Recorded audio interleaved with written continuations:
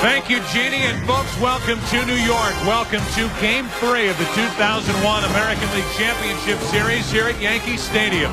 And now welcome to the broadcast booth. I'm Joe Buck, along with my partner, Tim McCarver. All right, I'll say it. When we last left you here at Yankee Stadium, the Yankees were down 2 games to none to Oakland. I don't think either one of us thought that we would be back here this season. They've won 5 in a row, and statistically, their legend continues to grow. They have held a vice-like grip on baseball since 1996.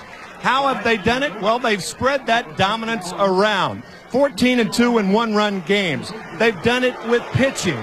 They've done it with defense and enough hitting to get the jobs done. Let's talk about hitting. For the Seattle Mariners, they led Major League Baseball in just about every offensive category. Most importantly, runs scored. They've scored a total of 20 runs in 7 postseason games. They've got to hit. They've got to hit with men in scoring position. They've got to take the load off this pitching staff, which today is represented by the soft-tossing Jamie Moyer. They've got to get a good performance out of Jamie Moyer, who has been compared to Greg Maddux, in that, as Joe Torre says, when Greg Maddux gets in trouble, he goes softer.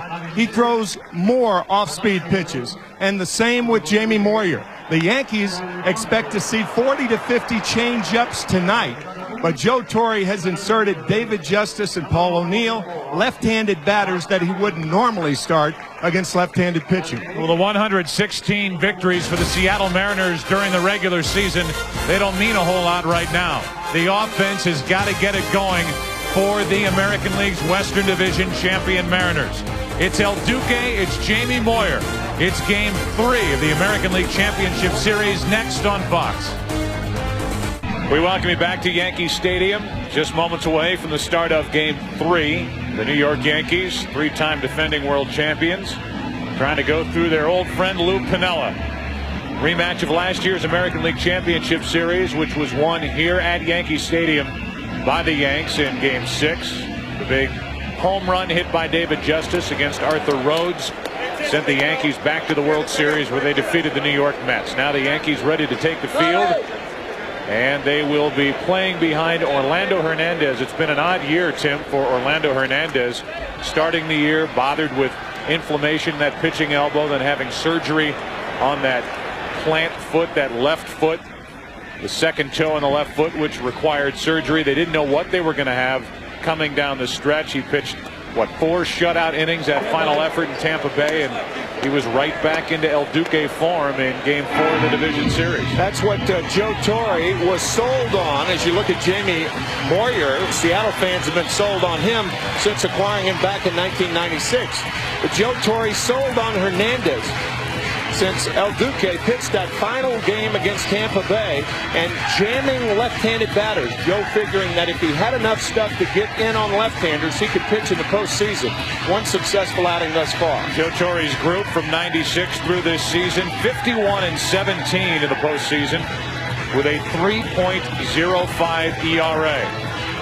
And Orlando Hernandez is taking his time getting out to work. And here's the starting lineup for the Seattle Mariners, brought to you by MasterCard.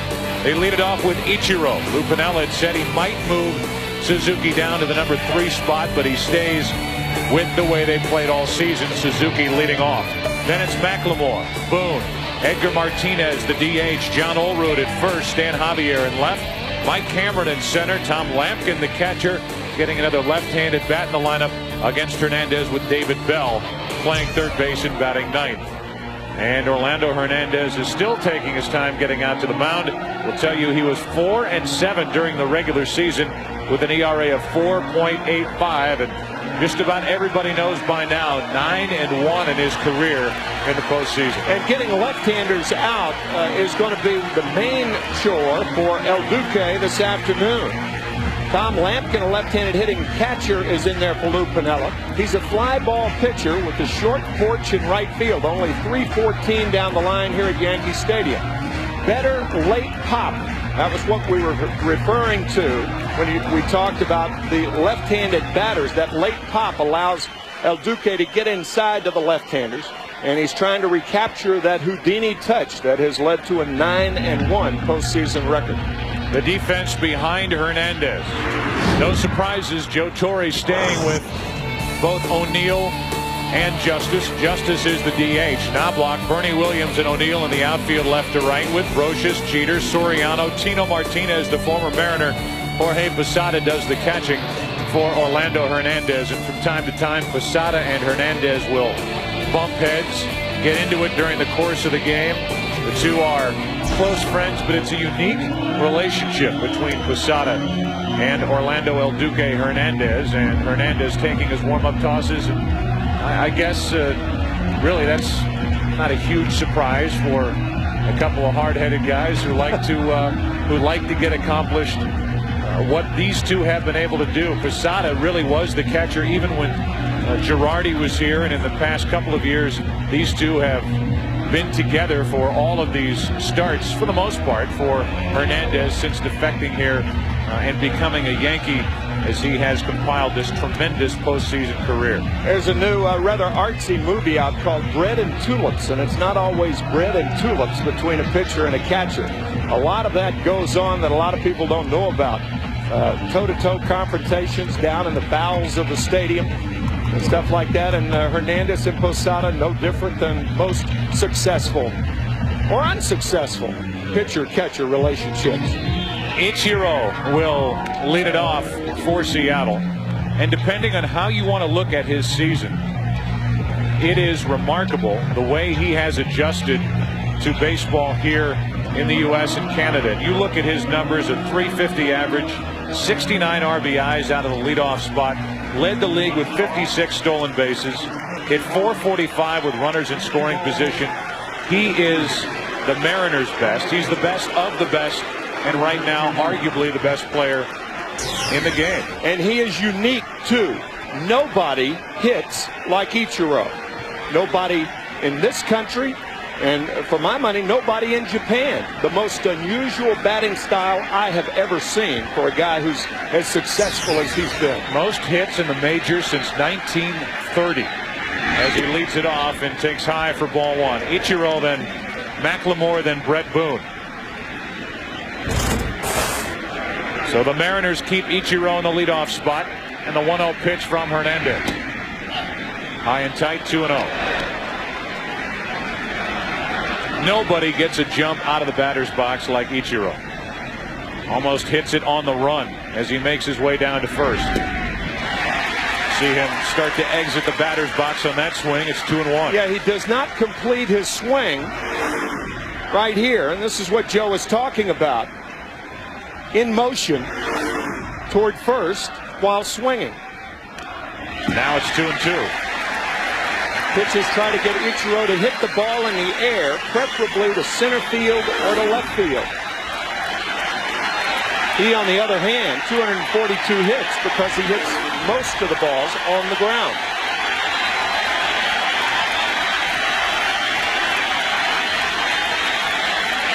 Here's a 2-2. It'll stay that way.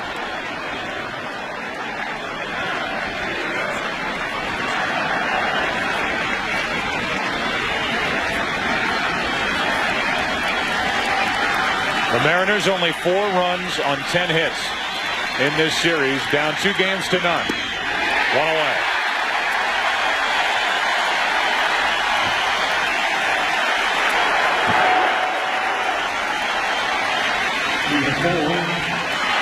All fastballs until this curve.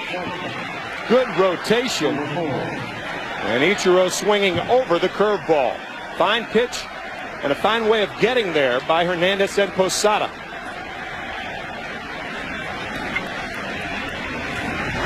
Another look at that swing as the backside of Ichiro starts to leave the batter's box and couldn't make contact with that breaking ball. So 1 out. McLemore behind on the count of 1-1. 0 for 5 in this series and only 3 out of 23 in the postseason so far, and it's quickly 0-2.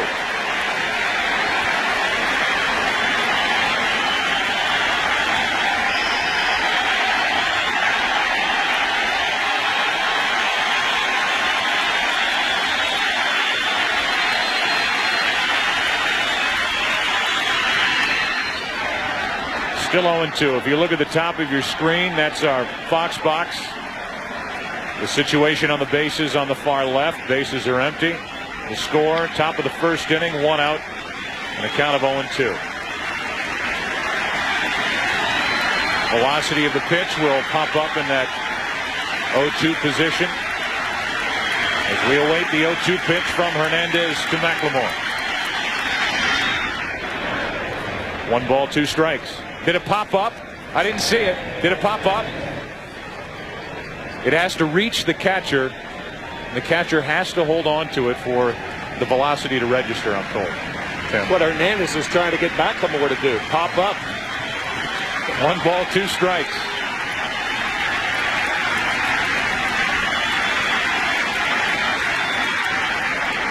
If there is one problem with the ballpark right now, it's left field.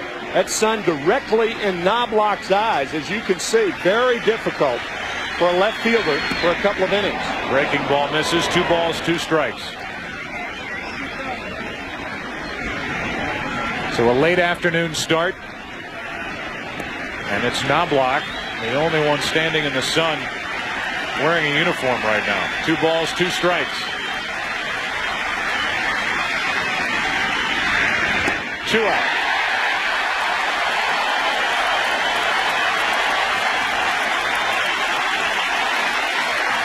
The one thing that the long layoff did for Orlando Hernandez, it gave him time to think about why left-handers are hitting him so hard.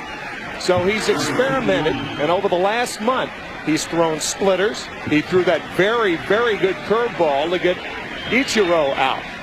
So there is a new Hernandez that the Mariners are facing tonight. Yeah, getting swinging strikes from left-handed hitters, including Ichiro, to start the afternoon. Now Brett Boone. A 1-0 pitch. A little floater. The top of the order goes quick and easy. Another strong start for Hernandez. This must be October. Bottom of the first, game 3. No score.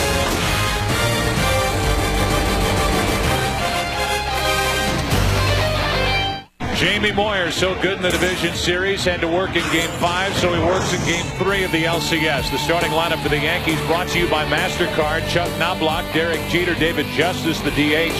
Then it's Bernie Williams, Tino Martinez, and Jorge Posada in the middle. Paul O'Neill in right field, Scott Brocious, and Alfonso Soriano batting ninth, playing second base. 38-year-old left-hander Jamie Moyer, the oldest pitcher to become a first-time 20-game winner during the regular season. His numbers microscopic, at least ERA-wise, in the division series against Cleveland. 2-0 with a 1.5 earned run average. And Chuck Knobloch, who was out of the lineup more than he was in it the second half of the season for the Yankees, got the chance to start at the beginning of the division series, and he has not let Joe Torre down. Ball 1 inside, hitting .367 this postseason, 5 out of 8 in this ALCS.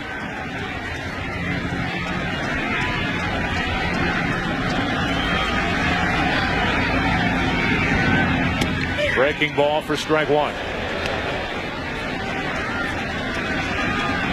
Derek Jeter, David Justice will follow for the Yankees.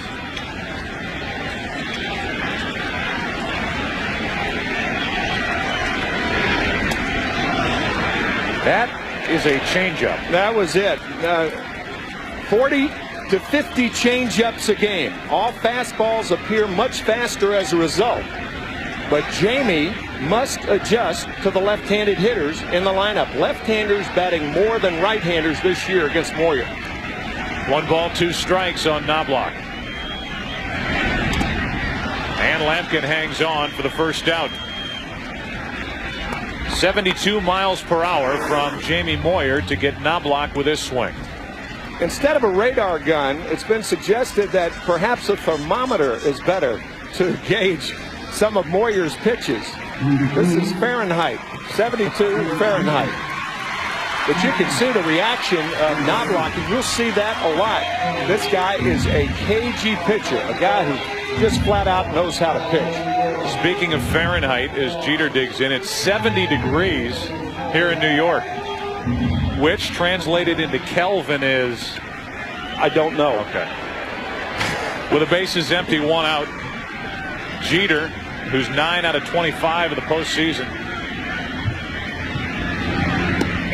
takes strike one. The humidity, how are your knees feeling today? Is that a pretty good gauge? Feeling fine. Good. So the humidity is low. Mr. and Mrs. Jeter can be found in that spot every October here at Yankee Stadium. Boone to his right. 2 out. Let's look at the defense for the Seattle Mariners. As a group, 83 errors, number 1 in the American League in fielding percentage. Javier, Cameron, you see that play he made earlier in this series. Suzuki. Joe Torre telling us, well, I'll let you say that, Tim, a little bit later. With Bell, McLemore, Boone, and Olerud on the infield, Lampkin catching, and Moyer on the mound. Go ahead. Joe Torre telling us before the game tonight that Ichiro is the best outfielder he's ever seen. And is that saying something? He played with a pretty good one in Aaron. Henry Aaron was a terrific right fielder. I've never seen anybody better than Roberto Clemente. Dwight Evans with the Red Sox. Terrific right fielder. But Torre says that Ichiro's the best in his view. 2 balls, no strikes on David Justice, who's playing in his 100th career postseason game. 56 RBIs during the previous 99. He's the DH in this game 3. That's low, 3-0. The DH position has been a disaster for the Yankees this season. Only a .218 combined average for designated hitters this year for Joe Torre. Moyer will try to keep this fastball away from Justice. Swinging on 3-0, and it's 3-1. That is rare when you see a manager give a 3-0 hit sign, left-handed hitter to a left-handed pitcher. But this left-handed pitcher, as Torre realizes, is much, much different. 2 out, nobody on. And I'm sure that Justice will get a 3-1 fastball right down the middle here. You do? No. Up and away for ball 4. Lou Piniella, longtime Yankee, the manager in the other dugout. We'll talk about his quote after game 2. Tells us what to expect out of Moyer today. The most important thing with Jamie is being prepared and knowing exactly what he wants to do with hitters in different situations, how he wants to pitch them. He's got a pretty good game plan put together. And unless he has to deviate somewhat, he sticks close to his game plan. But, you know, we got all the confidence in the world in him. The deviation this evening comes from the left-handers employed by Joe Torre. Bernie Williams, a switch hitter, takes a strike. So far in this championship series, only 1 out of 7, 200 average for the postseason.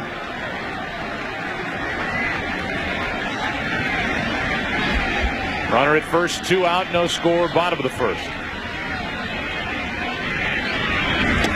On the inside corner, it's 0-2.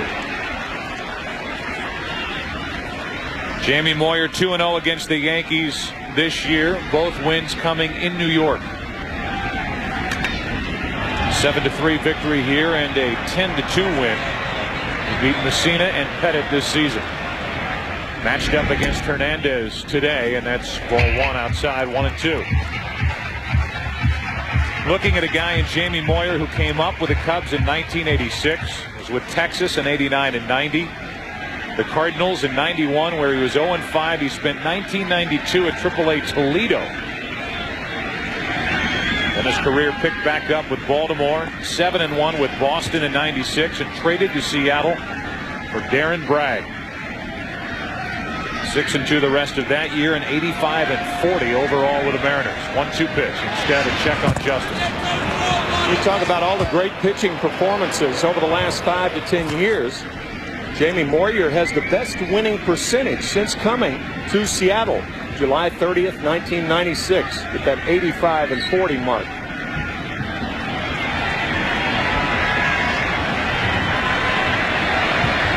Now the 1-2 pitch. Like they're swinging underwater. 1 ball, 2 strikes still as Bernie Williams just got a piece. Like an oar through Vaseline. It is. It is. Well, that's a funny thing about Moyer. A lot of times you see balls hit that are similar to balls thrown. He throws them softly, and they hit them softly. He strips the right-hander from his power with his motion. 2-2.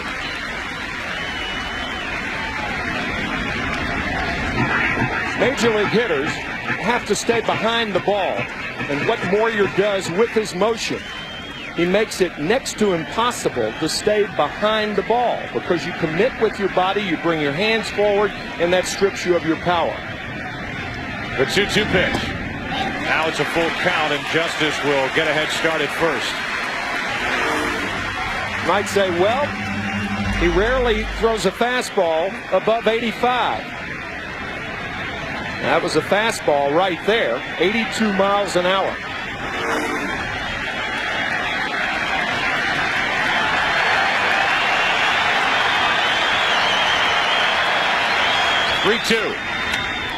Well hit into left center field. Back is Javier at the wall.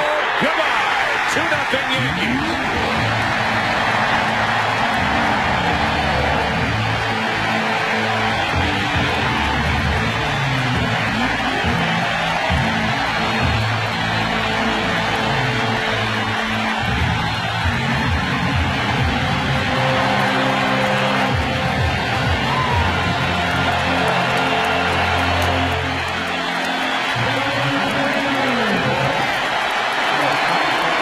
This is one hitter that was not stripped of his power.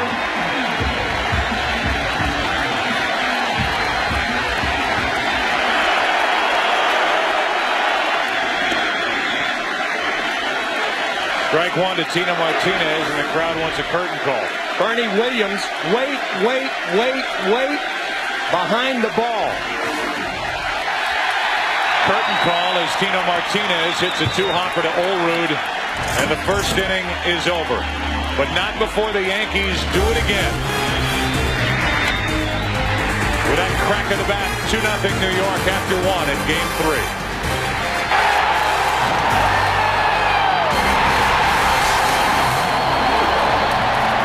3. Well, for the first time in this postseason, the Yankees score in the first inning. It's 2-0 New York. Second inning, and Edgar Martinez, the DH, leans away from ball one up.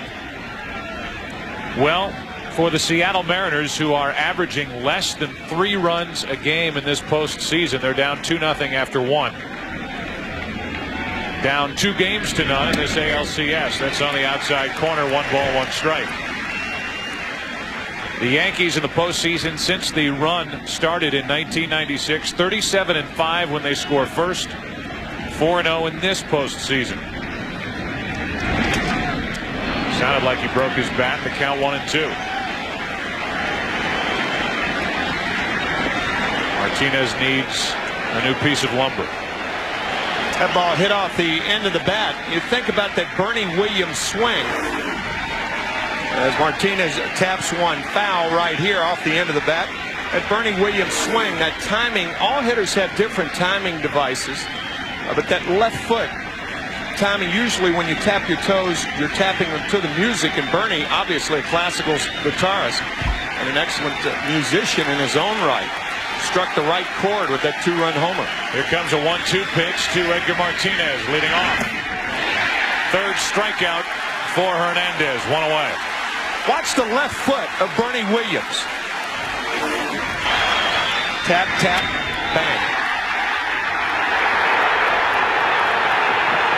Still got it down at least toward the end of the bat, but had enough to get it out over the 399 mark. The Yankees bench reacting. Nobody on that bench reacted like Don Zimmer. Yeah, baby.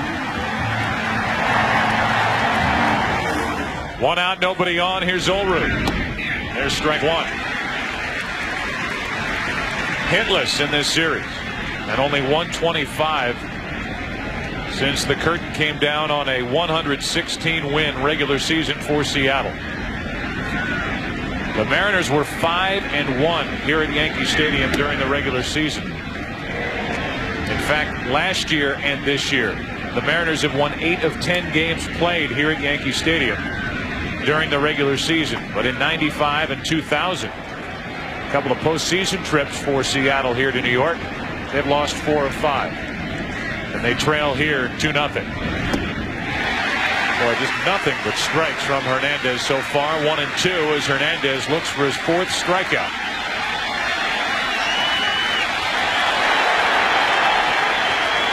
That statistic means little to the Mariners right now.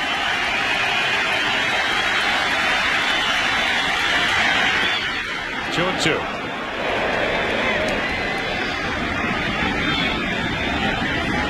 Hernandez, who missed 2 starts in April with inflammation in his right elbow,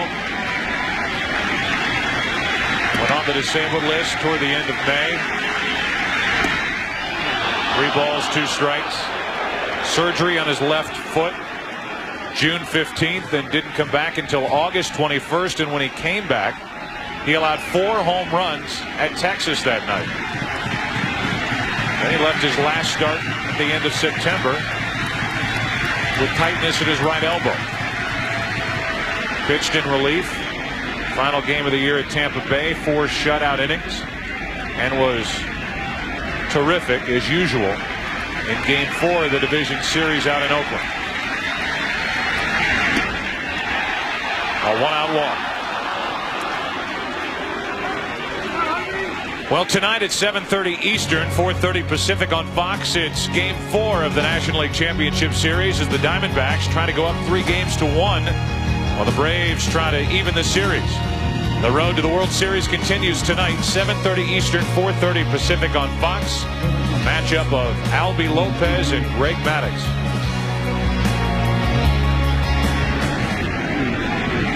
One on, one out for Stan Javier. Ball 1 high. Stan with only 4 home runs during the regular season, but a big 2-run shot off Mike Messina. Not enough for the Mariners in Game 2 out at Safeco Field.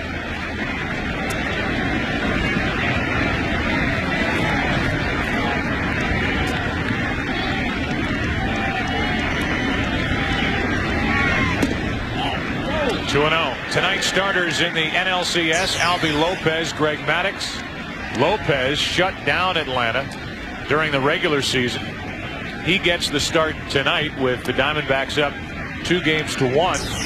And then Arizona comes back with Randy Johnson in Game 5 tomorrow. Here's a 2-0. 2-1. Interested in Kevin Kennedy's remarks before the game about starting Randy Johnson. I guess Bob Brenly wants a well-rested Randy Johnson, particularly when he's up 2 games to 1. But Johnson and Schilling present a very formidable tandem here in the postseason. Schilling has been unbelievable, and Johnson with a 2-0 shutout against Atlanta in Game 1. 2-1 to Javier. Good breaking ball for strike 2.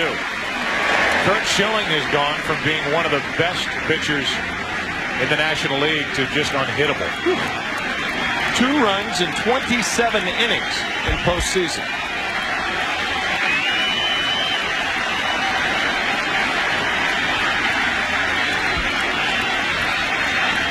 Two pitch. Full count. Even though the Mariners are trailing by 2, Olerud's not a fast runner. I think you send him right here. We'll see what Lou Piniella does. Left-handed hitters put the bat on Hernandez. John, not a fast runner, however, by any means.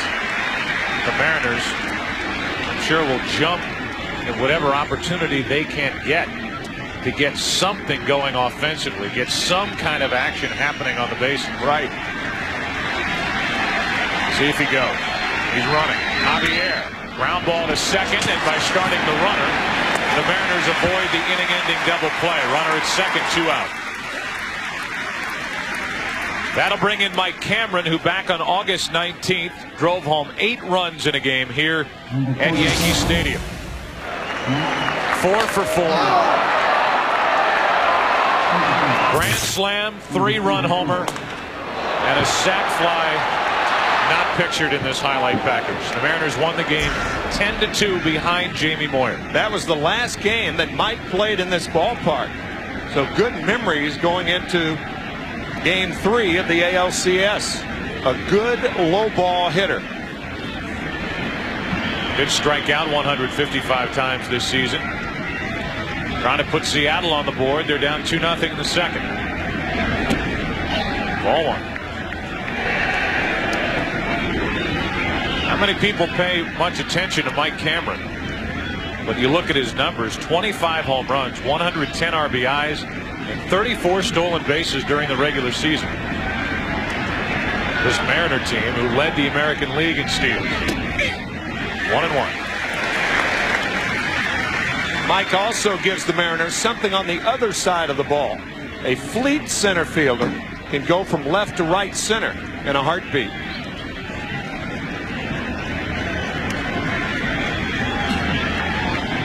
Runner at second, 2 out. 2 balls and a strike with Lampkin waiting on deck.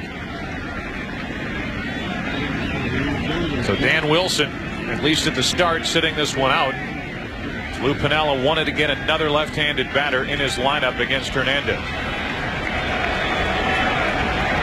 Andy Pettitte, the starter and winner of Game 1. Here's a 2-1. Tried to start his swing, couldn't. 2 balls, 2 strikes. He threw the 2-1 breaking ball to Javier for a strike, and now the 2-1 breaking ball to Cameron for a strike.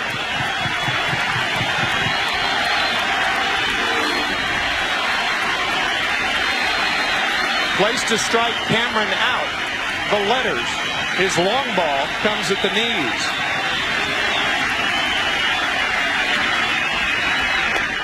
Inning over.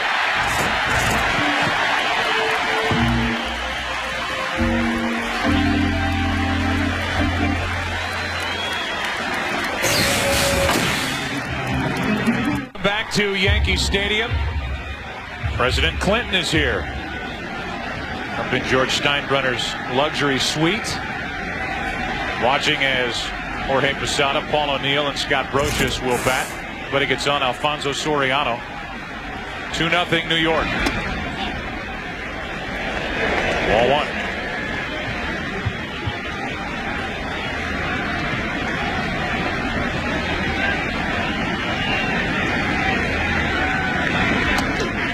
Change up for strike one. 1 ball, 1 strike on Posada, who has 1 hit in this series, but 9 in the postseason.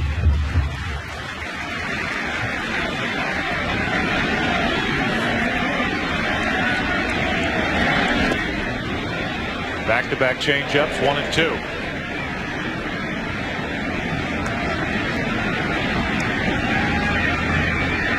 So the Mariners down 2-0, pinning their hopes here in Game 3 on a guy who isn't going to break 86 on the radar gun. We're happy to have him out on the mound as that misses high. 2 balls, 2 strikes. That gives you an idea. Jamie Moyer with 3 straight changeups to Posada. Jamie, a pitcher who says that he tries to force contact. Unfortunately for him and the Mariners. Unfortunately for him and the Mariners, that was true with Williams at the plate on a 3-2 pitch. Yeah, he forced contact for a long ball. Joe Torre tells us about his right fielder, Paul O'Neill. Paul O'Neill is a very deep person and really cares a great deal about what he does. He has a lot of pride in what he does, and anytime something bad happens to Paul O'Neill, he never blames anybody for it. It's always his responsibility, and I always admire that. Joe Torre also telling us that when he first got here for his first season in 1996, he was told by some who had been here before him that Paul O'Neill was a selfish player. The only selfish aspect of Paul O'Neill that I see is that he wants to get a hit every time up. Otherwise, he's been a model citizen for the Yankees and is part of that clubhouse which really polices itself. Joe Torre doesn't really step foot very often into the main part of the Yankee clubhouse. Rarely. 1 ball, 1 strike. He sits in his office, which is off to the side. He deals with the media. He handles situations that don't have to do with anything going on with these specific players or what they're doing away from the field. He does his job. He handles his boss, George Steinbrenner, extremely well. Guys like Derek Jeter, Bernie Williams, Paul O'Neill take care of what has to happen in that clubhouse. And it's been that way since Joe Torre got here in 1996.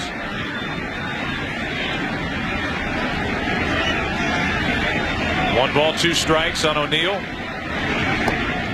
2-2.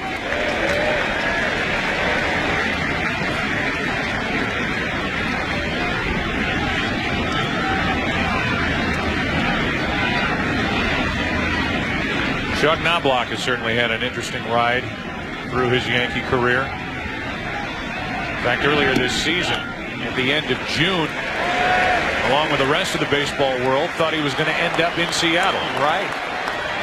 A trade that never happened. The Yankees fearing that Knobloch might come back to haunt him in the postseason, and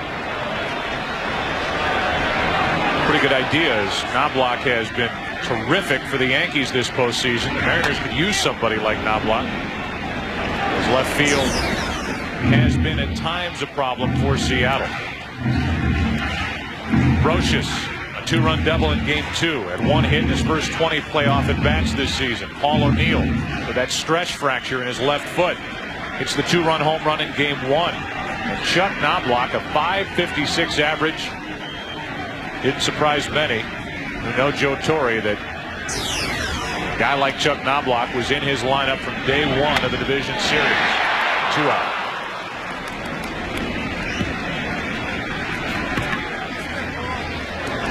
You can see with this swing, watch O'Neill commit with the body and then the swing. He hit it on the good part of the bat. But that's, again, an idea about how Moyer strips a hitter of his power with all those changeups.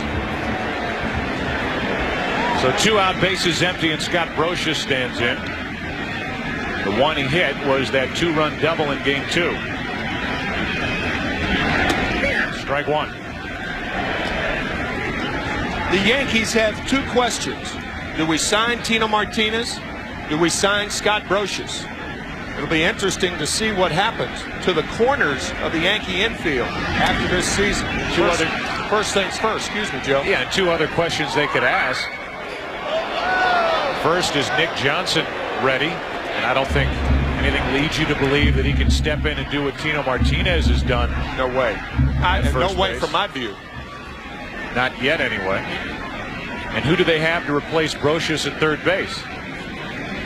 Drew Henson has been talked about. The ex-quarterback. Scott Brocious and Tino Martinez both give the Yankees too much. A 1-2-3 inning for Moyer. Third inning now. 2-0 New York. Orlando Hernandez is back to the hill. Lampkin, Bell, and Ichiro will bat for Seattle. Tom Lampkin so far 0 for 2 in this his first postseason. During the regular season at .225 with 5 home runs. Dan Wilson, the primary catcher for Seattle. Ball 1 high. The only run so far, a 2-out walk to David Justice in the first inning, followed by Bernie Williams' 2-run home run. 2-0.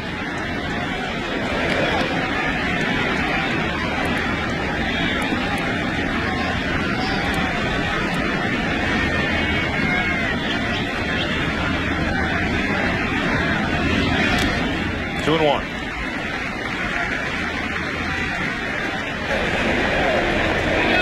Orlando Hernandez 9-1 in his career in the postseason. His only postseason loss came last year in the World Series to the Mets. Lost Game 3. First pitcher in Major League Baseball history to win his first 8 postseason decisions. That just missed. 3-1. In 1998, the Yankees beat the Texas Rangers 3 in a row. And Hernandez did not start, but he thought he should start Game 1 of the LCS against. That's hook foul.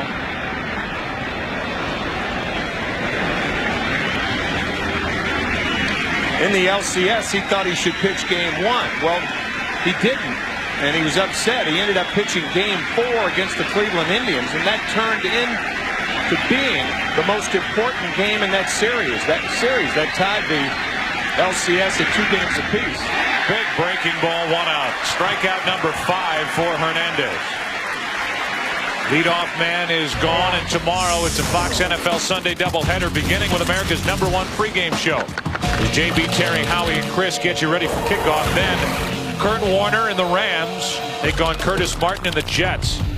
Brett Favre and the Packers take on Randy Moss and the Vikings in a key NFC Central matchup. Or other regional action. Coverage begins at noon Eastern, 9 a.m. Pacific, right here on Fox tomorrow. And then it's baseball tomorrow night. David Bell takes ball 1. It'll be game 4 of this series and game 5 of the National League Championship Series tomorrow night on Fox. Simultaneously. 1 ball, 1 strike. Fox and Fox Sports Net will bring you wherever you are LCS play tomorrow night. Your choice. Mariners, Yankees, Diamondbacks, Braves. Bell is jammed and he grounds to Jeter. 2-0.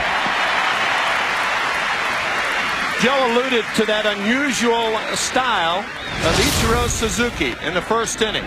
His swinging strikes went like this. You can see how he's moving toward first base. And a great overhead shot right here. Watch the left foot. He almost squares up with Hernandez. That is a very, very unusual style for the Rookie of the Year. Really no doubt about it. And maybe the MVP of the American League. Well, I said before the game started, we had that little delay, that he may be the best player in baseball right now. And when you think about it, who's better? That's foul. That's Brocious. Good effort. 1 ball, 1 strike. Alex Rodriguez of the Texas Rangers, the kind of year he put together this year, the kind of career he's had at the start between Seattle and Texas now.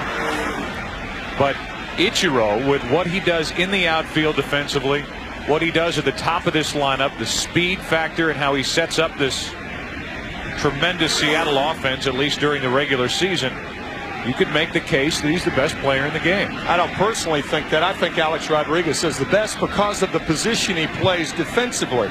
He can do so many things, and the power. Up the middle, a 2-out hit. But Ichiro right there, Hernandez trying to get him to hit the ball in the air, but he gets on top of the fastball. Talking about the skills. He can bunt, he can run, he can flat out hit. And as Joe Torre says, he's the best outfielder he's ever seen. That play happened the first week of the season, serving notice to the American League. Don't run on me. And really nobody did run on him after that. That's right. Here is McLemore. He struck out his first time up. Tying run at the plate for Seattle. And a check on the runner Ichiro, who has stolen 1 base in the postseason. The Mariners, no stolen bases in the ALCS. During the regular season, stole 174 to lead the American League. I think Lou Piniella tells Ichiro, choose your pitch. Run at will. He stole 56 during the regular season. Ball 1 to McLemore.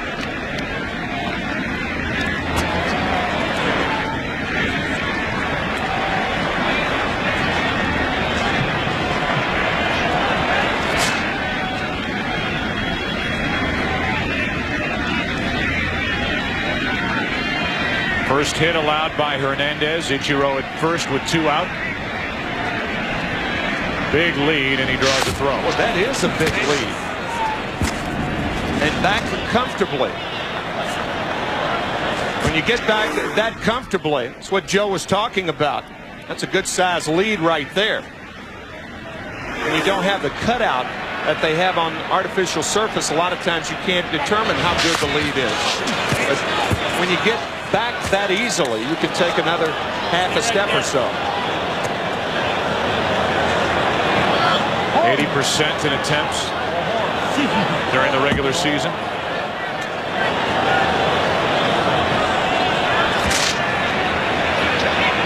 Lights are on here at Yankee Stadium. The shadows have covered the entire playing field. Here's a 1-0 to McLemore. Ball and a strike.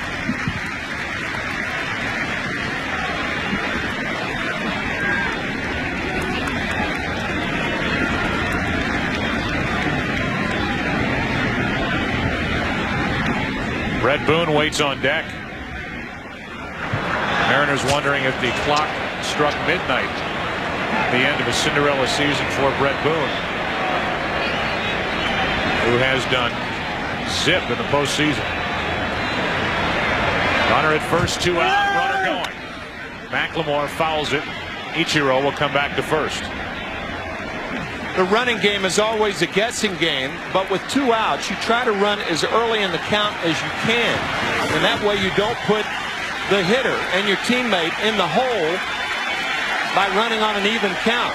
He's running 1-1, and now with McLemore fouling it off, it's a ball and 2 strikes. So McLemore, for the most part, becoming a defensive hitter.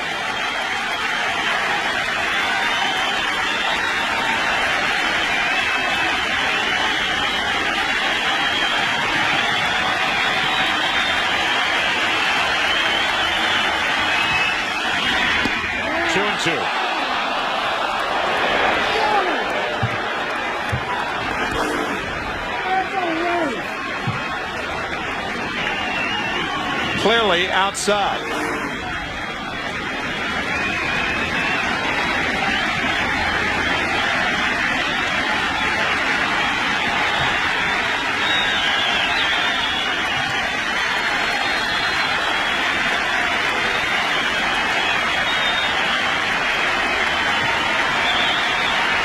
Ichiro running. Ball 3 misses to McLemore, and Ichiro steals second standing up. Take it easy. I didn't do anything.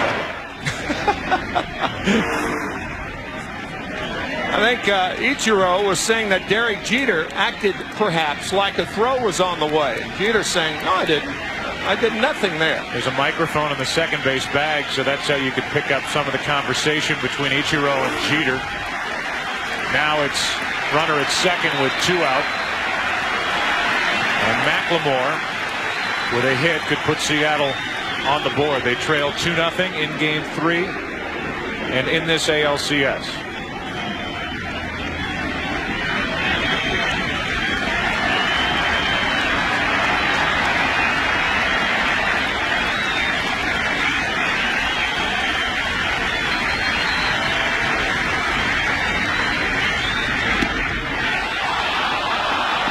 It's 2 on with 2 out for Brett Boone, and the Mariners and their fans hoping that this will be the at-bat Brett Boone busts out of this postseason slump. No home runs, no RBIs, and an average of 138 after literally the best regular season put together by a second baseman in American League history, production-wise, with 37 home runs and 141 RBIs and an average of 331. 2 on, 2 out. And a pop-up into right field, easy for O'Neill. And Boone has missed again. A hit, a walk, 2 left, 3 on the day. Yankees batting the third, up by 2. Alfonso Soriano has 6 hits in his first postseason with the Yankees, 6 out of 26. 2 out of 8 in this series, and he leads it off, the number 9 hitter. With Knobloch and Jeter to follow, 3rd inning, 2-0 Yankees. Ball 1. For a right-handed batter against Jamie Moyer, what young hitters in particular are encouraged to do is look away. By looking away, it keeps you back. Right there. That's where Jamie Moyer is going to try to get right-handers out. Right in this area, right there. You got to realize that you're quick enough to handle the pitch inside. That is inside and on the corner, according to the home plate umpire Gary Cederstrom. 2-1.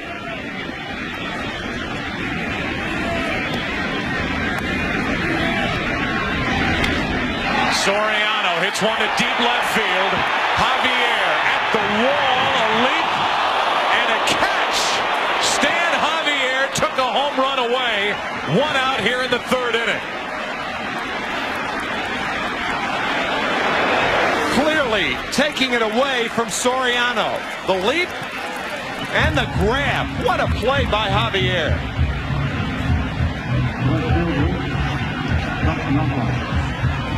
Man.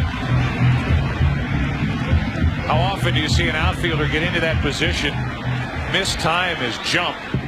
Javier went up and caught that way over the wall. What a play. Robbed that guy behind him wearing the Yankee jersey of a souvenir. Ball one to Knobloch. What a play that was by Stan Javier. Soriano hit 18 home runs during the regular season. Came close to his first in the postseason. 1 ball, 1 strike. How many people were thinking, okay, I'm going to come home with a souvenir, especially that guy, and Javier took it away. Here's a 1-1. 1 ball, 2 strikes. No laughing matter for Soriano.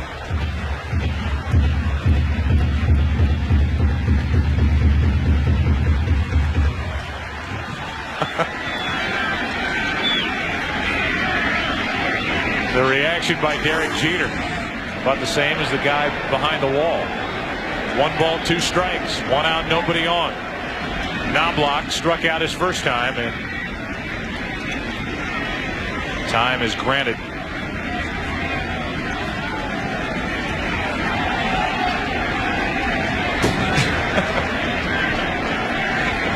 Oh, so close. Here's a 1-2 to Knobloch. Down the left field line and foul.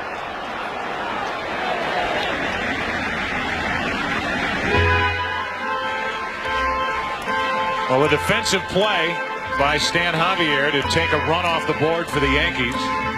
Seattle in the 4th inning will have Martinez, Olrud, and Javier as they try to get it going. Got 2 on with a hit and a walk in the top of this 3rd, but Boone flied out to right. And with a score 2-0 in the bottom of the 3rd, it's a 1 ball, 2 strike count. 1 out on Chuck Knobloch. Started this series 5 out of 8 while in Seattle. That's foul.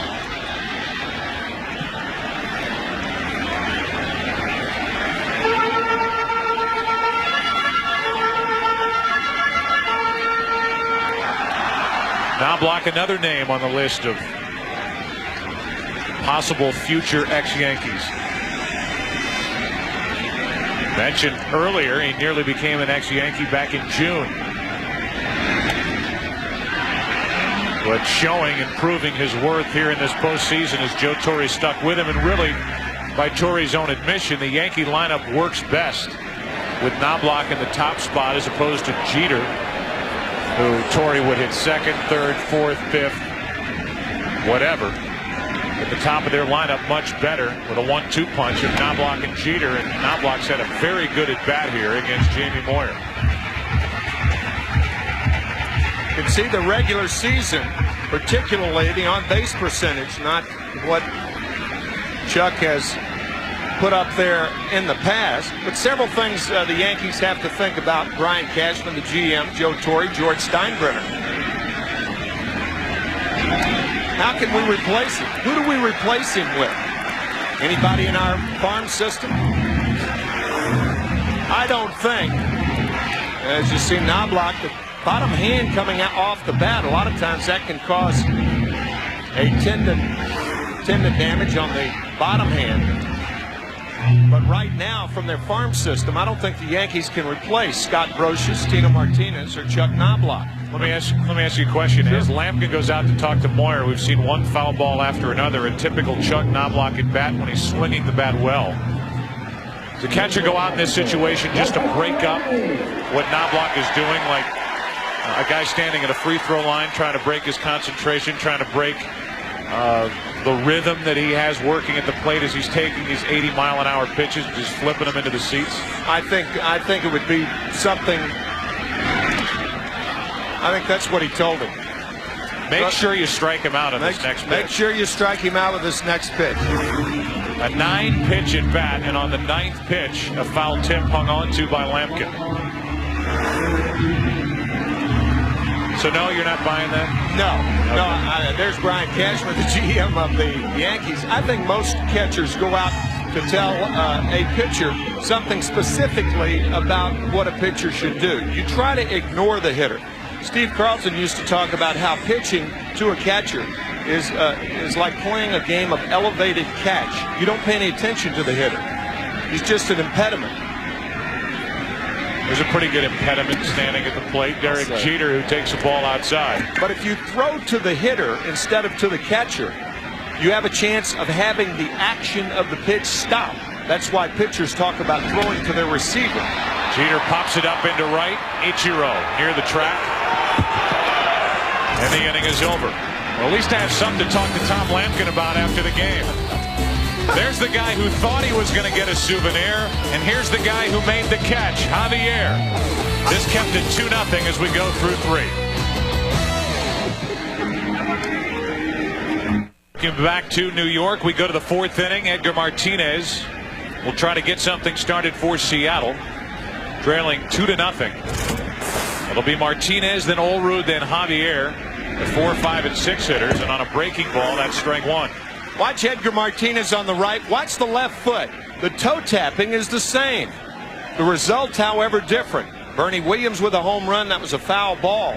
Edgar Martinez, but that was eerily the same. That little tapping twice with the left foot. Tap, tap. And a 1-ball, 1-strike count. One more time. Watch the left feet. Tap, tap, swing.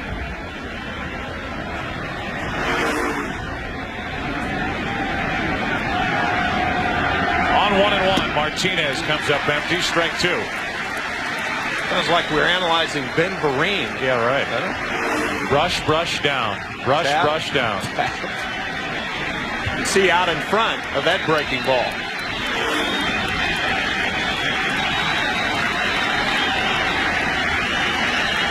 Now the 1-2. And Martinez fouls it off to the right. Edgar Martinez hit .306 during the regular season, knocked home 116 runs. After a phenomenal year last year in the RBI department. One of the best designated hitters ever last year. Drove home 145 runs. Another 1-2 pitch. 2-2.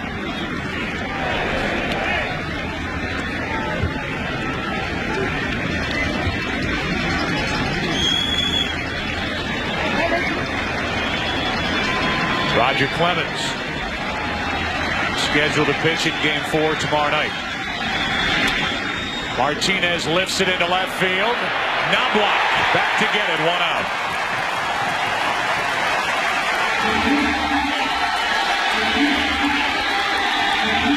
Took off. Yeah, I think Knobloch talking to Bernie Williams right there. That ball fooled him. And it did take off, Joe. So 1 out.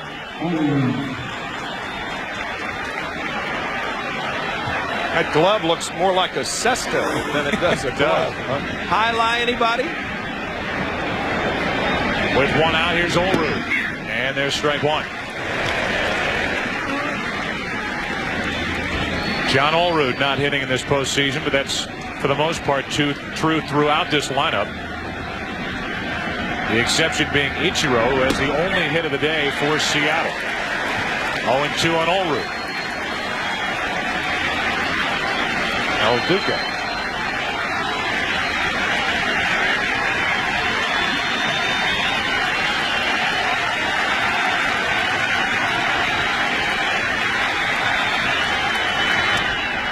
That's foul.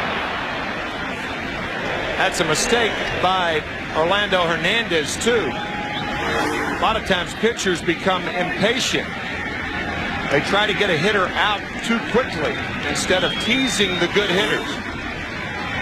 And Olerud is a very good hitter.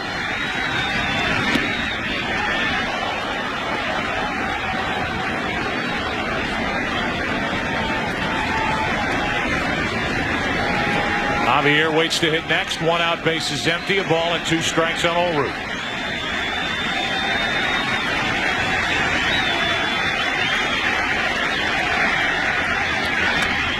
Another foul.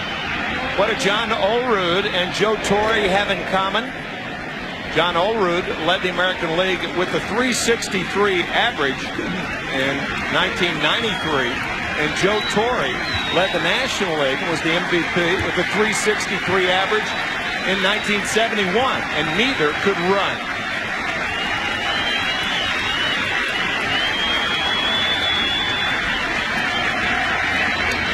Two out.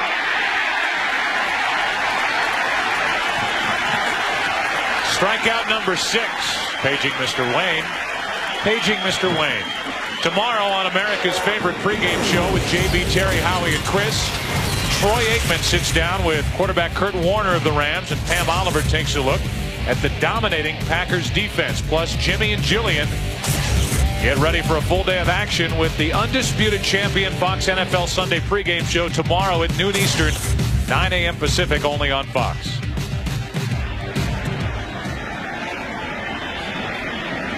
With 2 out, nobody on, Javier shows bunt, takes a ball. So Stan Javier with the 2-run homer in game 2. Driving in 2 for the Mariners and saving 1 here tonight.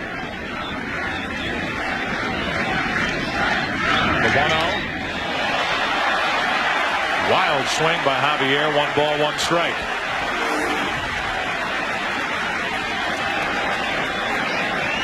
And this one catching Posada right below the protector. Jorge appears to be all right. This is the best Orlando Hernandez has thrown all year. This game right here, the best 4 innings he has put together this year.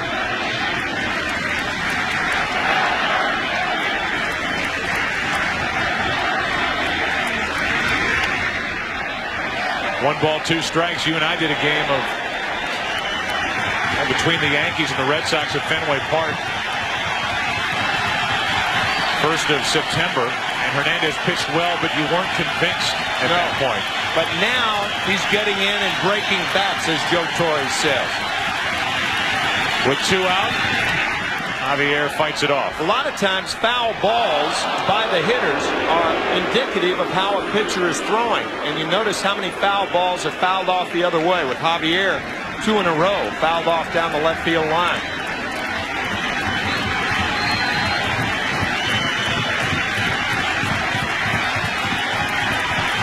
Former Cuban national team standout ready for his 1-2 pitch to Javier.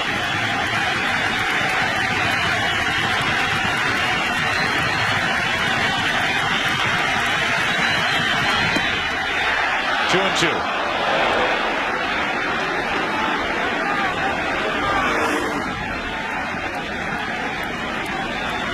Hernandez moving the ball around both left-handed hitters and right-handed hitters. Good split finger, good curveball. He's got everything working right now.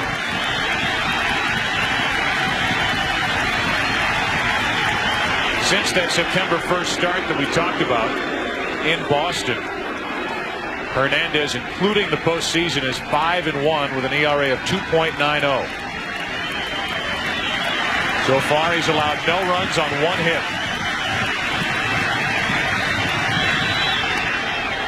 And it stays 2-2.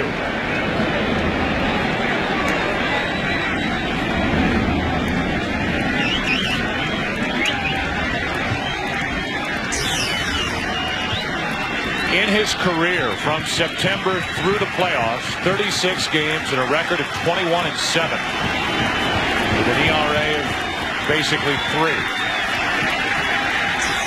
9-1 in the postseason, leading here this afternoon. 2-2 pitch. Reaching for it, flaring to left, not blocked. Inning over. A hit and 2 walks. That's the offensive attack for Seattle today. Bottom of the 4th. 2-0 Yankees.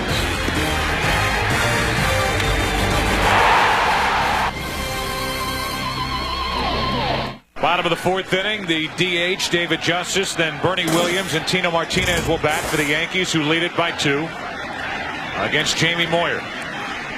Justice walked with 2 outs back in the 1st inning and scored on the home run hit by Bernie Williams. Strike 1 as Justice was reaching for that pitch. The home run by Bernie Williams, by the way, still the only hit for the Yankees in this game. We've had a total of 2 hits.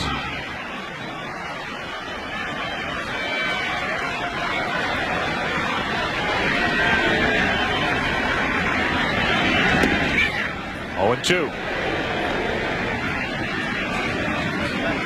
For David Justice, this is his 100th postseason game. Even though he's only carrying a .220 mark in the postseason, he does have 56 RBIs. Of course, a chance of playing a lot of postseason games now with the 3-tiered playoff system. Each team has to win 11 to win it all. 1 ball, 2 strikes.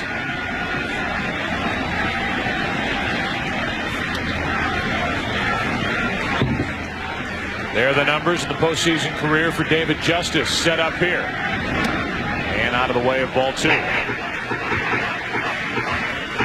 Prior to 1969, Major League teams only used to have to play a maximum of 7 games in the postseason. Now it's a maximum of 19 games. Same pitch, and Justice almost walked into it. 3-2.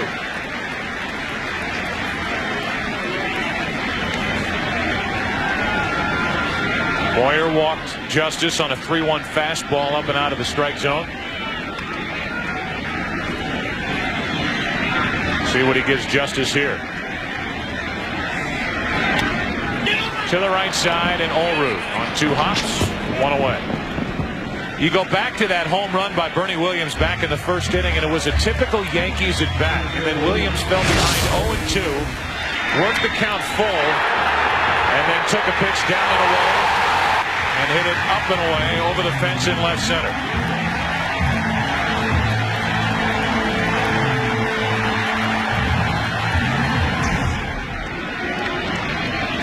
The only hit for the Yankees, and the 7th home run in the career of Bernie Williams against Jamie Moyer.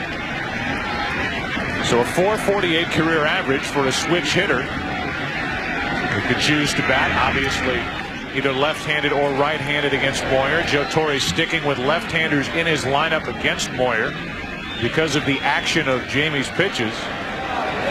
Yet it's Williams batting right-handed, who has hit over .440 in his career against this 38-year-old southpaw. I think Jamie Moyer could be compared, perhaps over the last 2 decades, with John Tudor, St. Louis Cardinal fame. Tudor, a similar pitcher to Moyer, had a better breaking ball, threw a little harder perhaps. But that's an interesting point. If you're a switch hitter, why not opt to bat left-handed against the left-handed pitcher? I remember a lot of switch hitters used to do that against John Tudor. 3 balls, no strikes.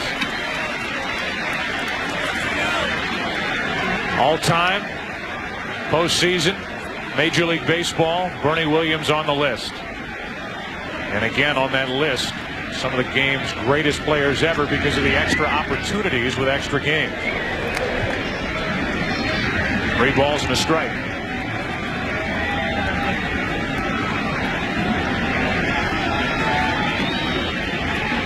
After Williams, it's Tino Martinez. We're in the bottom of the 4th, 2-0 Yankees. It was 3-0, now it's 3-2.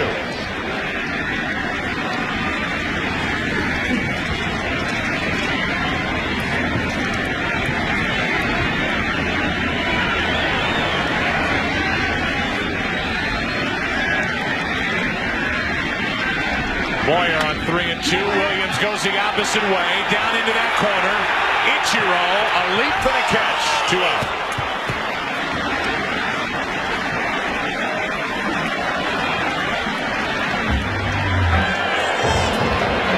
You saw the lead by Stan Javier. That fan came close to interfering. Had Ichiro dropped that ball, it could very well have been fan interference. That is actually Jeffrey Mayer. That's him. 5 years older, right.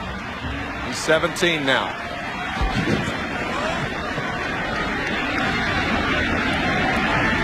Jeffrey a little better in his youth than evidently. A better reach. Yeah. Here's Tino Martinez. 2 out, nobody on, no balls, 1 strike. At some point in the future, some future generation will know nothing of Jeffrey Mayer, but until then, every fly ball hit to right brings up his image and name. It's still 2-0 Yankees. We'll be back after this from your local Fox station. At war. We will not falter, and we will not fail. For continuing coverage of America at War, stay with Fox 5 News.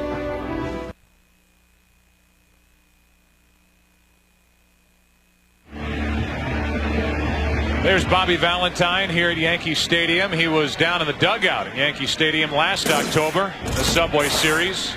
Won by the Yankees 4-1. Just announced another shakeup in his coaching staff leading toward next season. What a tremendous finishing kick the New York Mets had to this 2001 season. And they ended the year with a record of 82-80.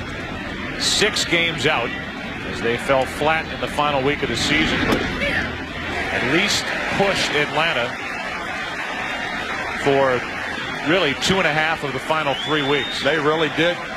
Deserve a lot of credit. No balls, 2 strikes. Cameron stays up there.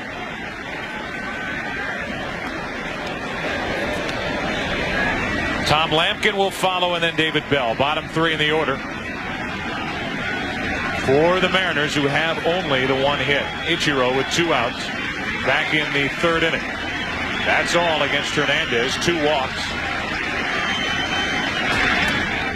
And it's still 0-2.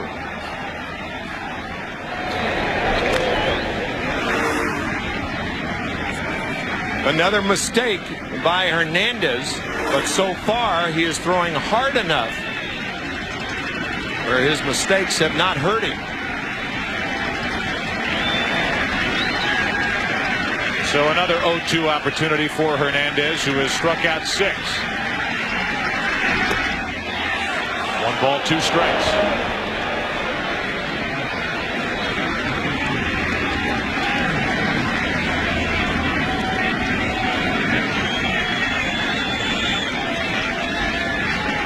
Cameron struck out his first time. He's got a piece there, and he's in a battle, waiting for another mistake from Hernandez. Say it again, 70 degrees at the start of the game.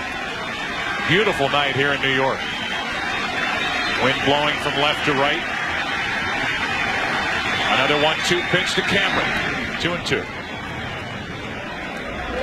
You're talking about a guy in Orlando, Hernandez, who is 9-1 in his career in the postseason here.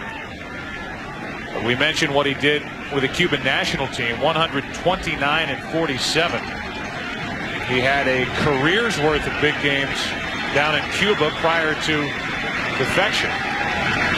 As Cameron pops it into left center field, and Bernie Williams to his right takes it in.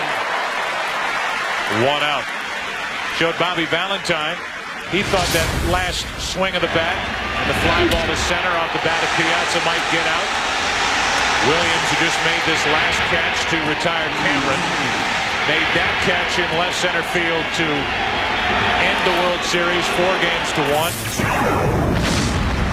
The Yankees winning their 3rd consecutive World Championship. Luis Sojo, the hero, one of the heroes in that game, driving in 2 runs in the 9th inning off Al Leiter. Single through the middle. Breaking ball for a strike, and the shame of it is, and it's just the way this business is. That start by Al Leiter was tremendous. Lights out. He gave everything he had, and it was that last pitch that he threw that ended up back up the middle into center field. The 2 runs scored, and the Yankees on that hit by Soho are on their way to their 26th World Championship.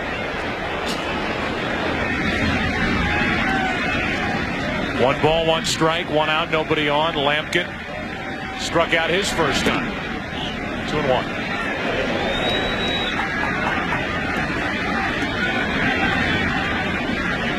David Bell waits to hit next.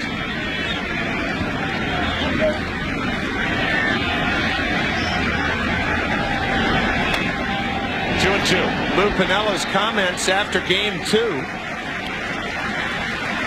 telling the Seattle fans that we will be back for game 6.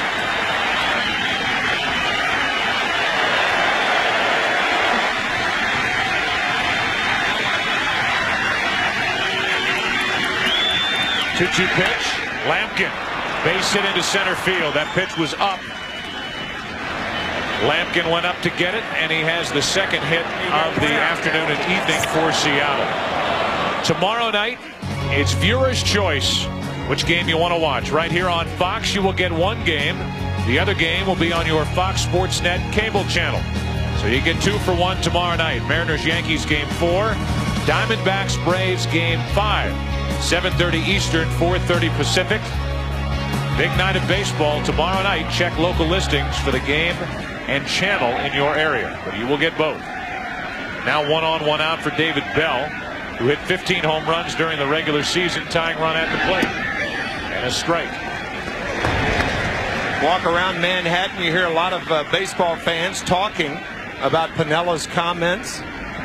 They used to love Lou's comments when he was such a vital part of this organization for almost 2 decades, 70s and 80s. And now, of course, he's wearing a different uniform. Well, the quote definitely grabbed the back page. Oh, yeah. He knew it would, too. Yeah, obviously. That's why he said it. Exactly. I mean, anybody, either one of these 2 teams, really was no big deal. No. It was to be expected out of Lou Piniella, who had an 11-year playing career with the Yankees from 74 to 84. He played in 4 World Series for the Yankees, 1977 and 78. He hit in all 6 games of that 78 World Series. Then managed here, 86, 87, 88.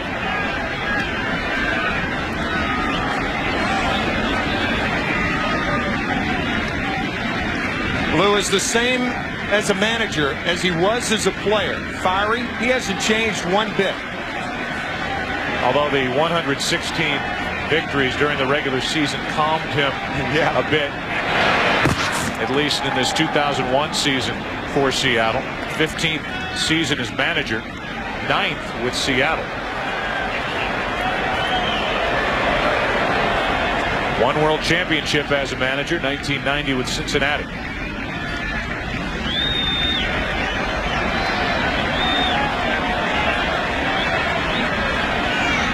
1 ball, 1 strike on David Bell. 1 on, 1 out, 2-0 New York, 5th inning. On the inside corner, 1-2. I think New Yorkers, perhaps more than any other crowd, as far as players that have played there before, understand Lou Piniella as a manager and appreciate what he did for the Yankees, what he's doing for the Mariners, as much as any crowd can appreciate a guy coming back into a town.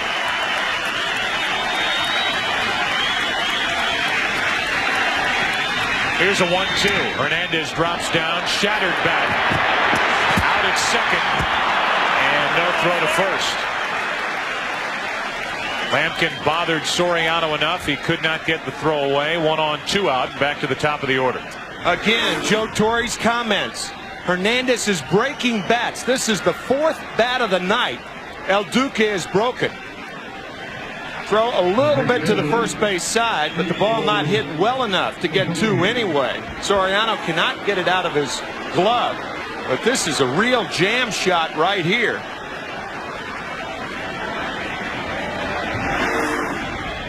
And now it's a runner at first, 2 out with Ichiro at the plate, who hit 8 home runs during the regular season.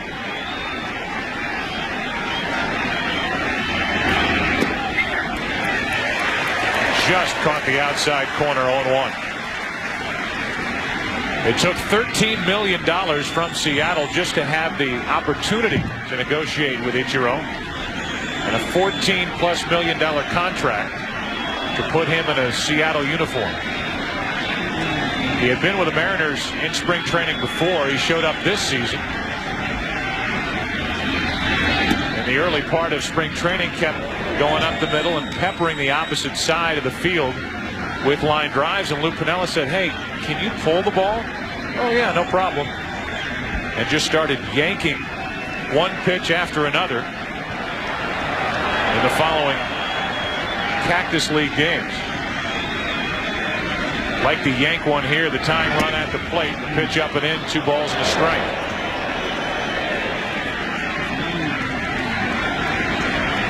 McLemore waiting to hit next. Ichiro with remarkable bat control. Everybody knows that, but very strong hands.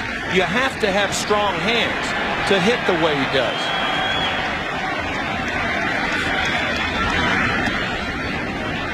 You can see from that swing there, body going forward, hands going forward. When you hit like that, you get no help from your body. It's your hands. Watch the body come forward on the front foot, and he holds off the breaking ball. So now the count's 3-1. And staying away, Ichiro draws a walk. So now the tying runs are on for Seattle. 95 pitches already from Hernandez with 2 outs in the top of the 5th. 3rd walk, and it's McLemore with 2 on and 2 out. Joe Torre kidding us before the game, saying, "Hey, Orlando Hernandez can throw 120, 130 pitches perhaps."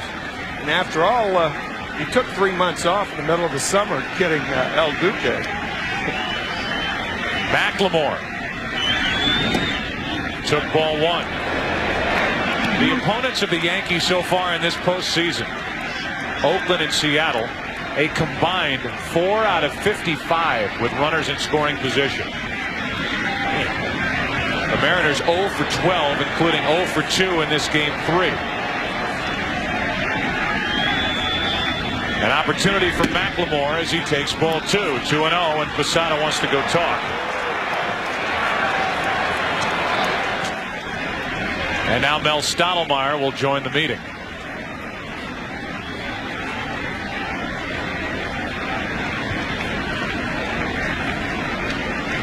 So Stottlemyre out to talk to Hernandez, who earlier this year, August 16th,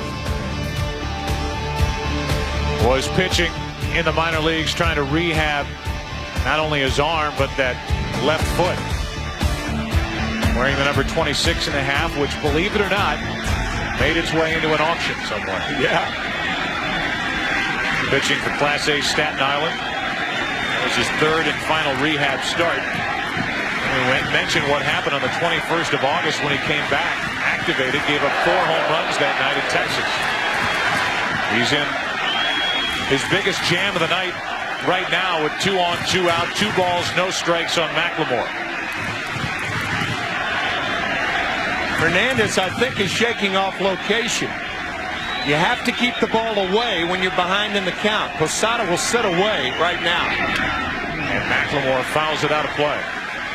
When a pitcher falls behind a hitter, generally speaking, it's good policy to stay away from it. The time to come inside is with 2 strikes or when you're ahead of the hitter. Reason for that is hitters look inside, particularly in this ballpark. Again, only 314 down the right field line. McLemore 57 RBIs during the regular season, 3 in the postseason. None in this series, and he takes ball 3 with Brett Boone on deck.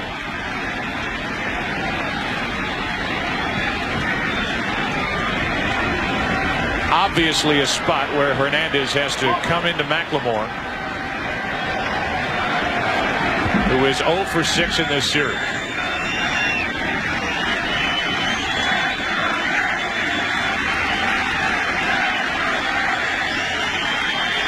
And now Hernandez and Posada can't get together on what to throw. A catcher with a runner on at second base gives a sequence of signs.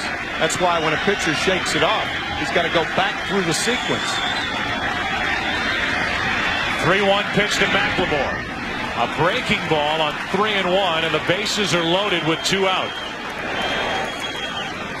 Interesting selection, 4th walk.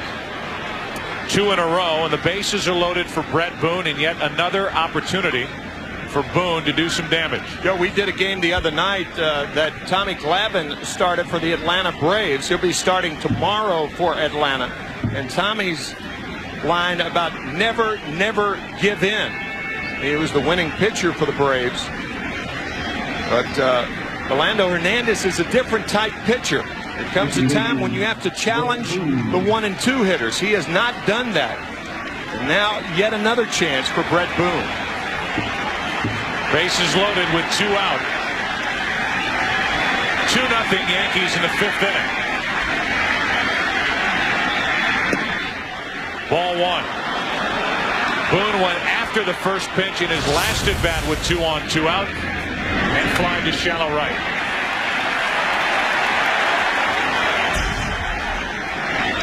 Four out of 30 in the postseason with no RBIs. And they count 2-0. 102 pitches on the night for Hernandez. It's uh-oh time right now with Edgar Martinez on deck. He has got to throw a strike. Boone with 37 home runs on the year. Good power the other way, too. Here's a 2-0. 2-1. I think Boone thought that ball was outside and tailed back over the plate. But again, staying away when he's behind in the count.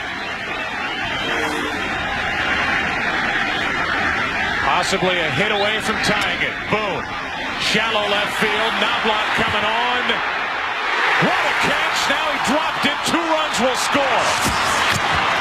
Got there, rolled over. The ball popped out. Boone breaks through, and it's a 2-2 game.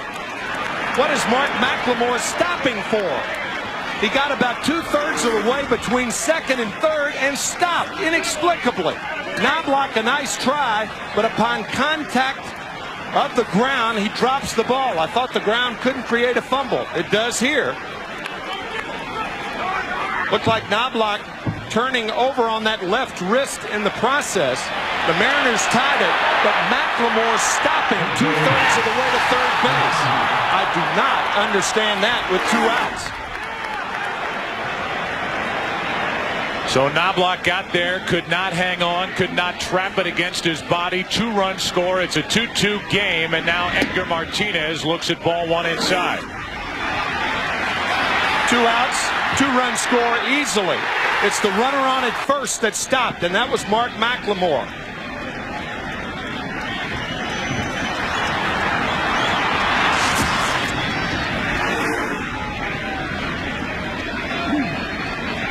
Now a 1-0. Martinez takes a strike. Now, it is not to say that McLemore would have scored, but he could have scored had he kept on going.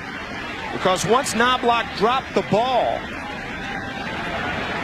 Mark stopped about 2/3 of the way between second and third.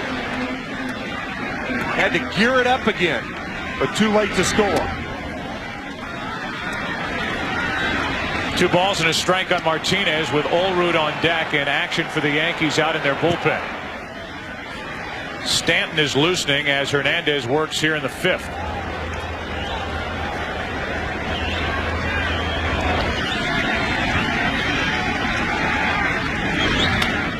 Two and two.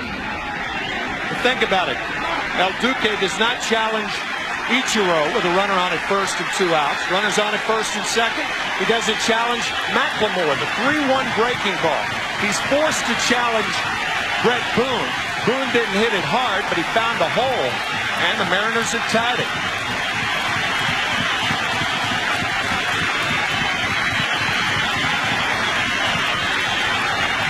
Runners on at second and third, 2 out. Top of the fifth, the 2-2 game, and Edgar Martinez. No RBIs in this series at the plate.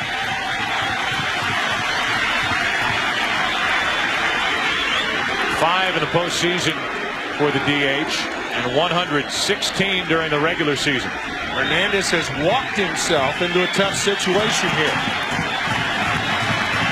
2 in the inning, 4 on the night.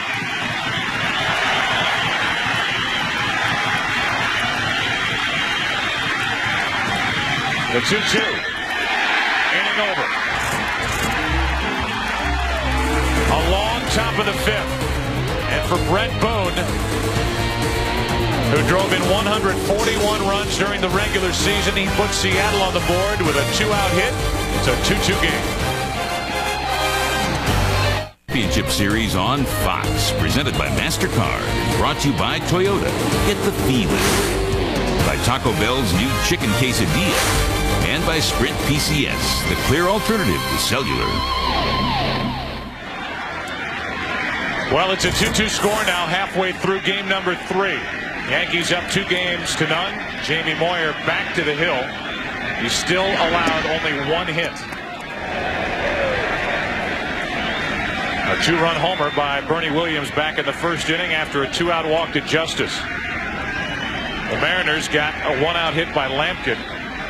Back-to-back walks with 2 out. And then a hit by Boone, who makes this play to his right. 1 out. And what a play by Brett Boone, who might be able to relax a little bit now at the plate after floating a base hit into left field for the 2 runs at the top of this inning. Turning to his right and making the play. It is rare that you see an infielder turn to his right, throw back across his body.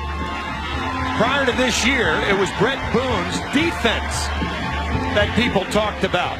Of course, his offense this year, but you can see why they mentioned his defense first. Gold Glove Award winner while with Cincinnati. With 1 out, nobody on, Paul O'Neill somehow contorted his body around that pitch for ball 1.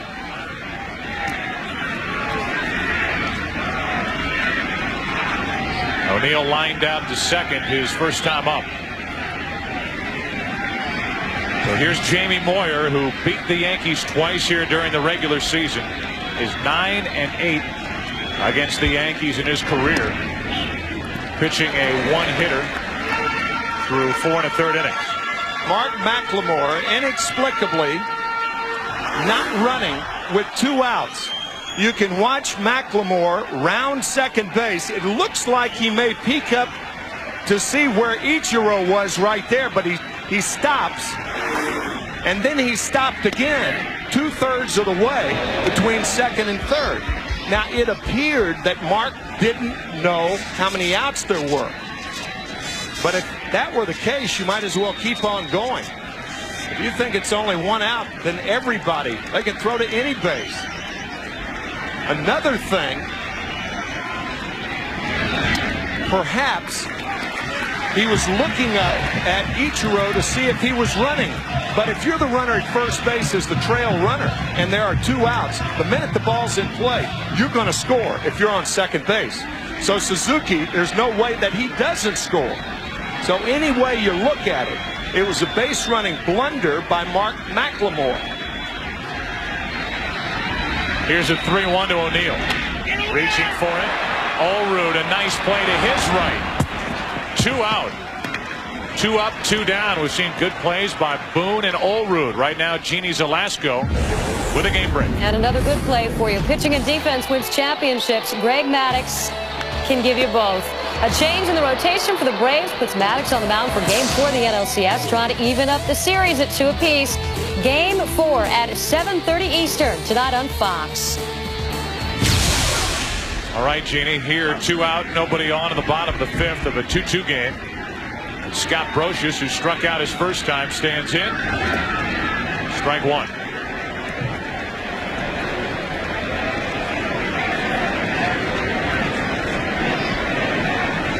In fact, when that play ended, McLemore was actually sliding into third base. Right, because he had realized that he had stopped, and now he had to scramble to get to third base.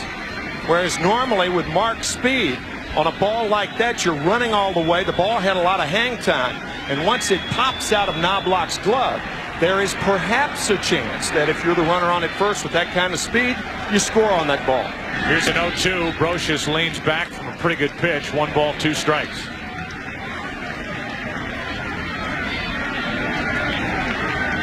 Soriano had a home run taken away his first time up. He's on deck.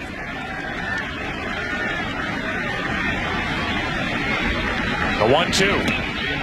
Inning over. Change up away, and for the second time, Brocious strikes out. We go to the 6th inning, game 3.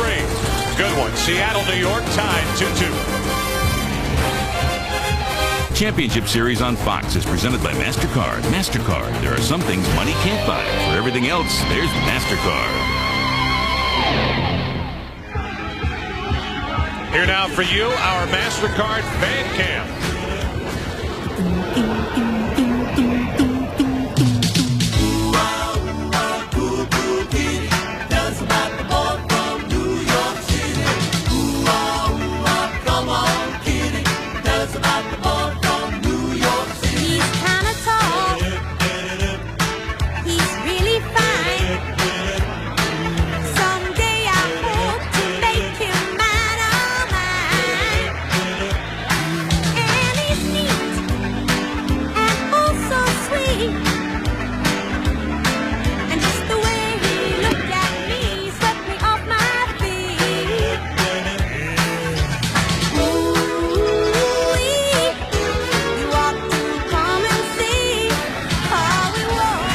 Here's a 1-1 pitch to Olrud,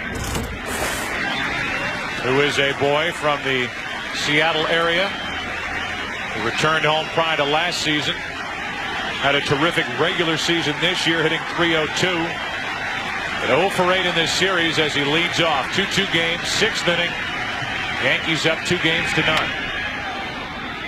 Slashed foul, and the count stays a ball and 2 strikes. It appeared, Tim, sorry to cut you off. All right. 7th time tonight.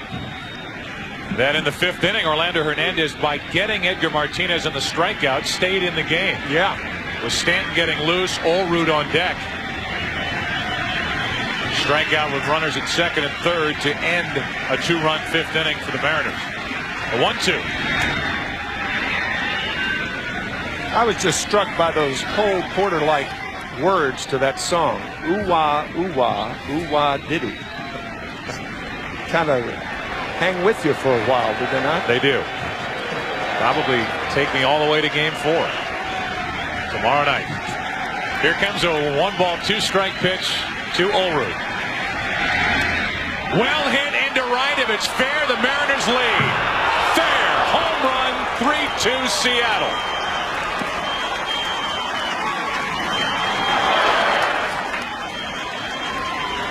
Olrud with his first home run of this postseason. His first hit of this series, his 2nd RBI, and Seattle is on top 3-2.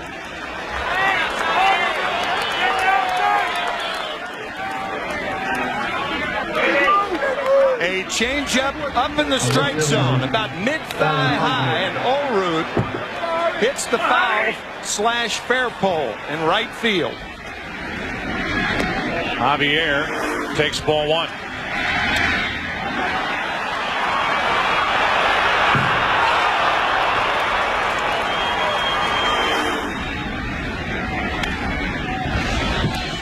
First lead of this series for Seattle.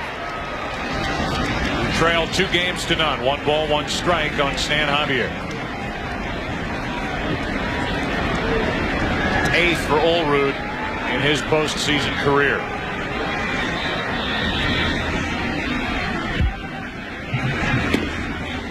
Two balls and a strike on Javier. Guarantee you, if you talk to Joe Torre or Mel Stottlemyre right now, they will say you can't hold John Olrud down for long.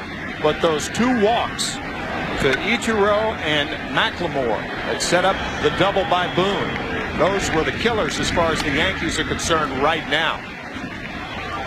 Defensive swing with The count in the favor of Javier to make it 2-2, and this was anything but defensive.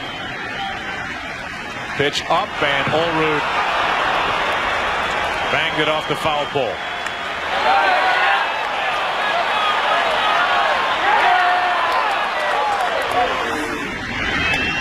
Up the middle, Jeter can't get it. Javier's on with his first hit of the night.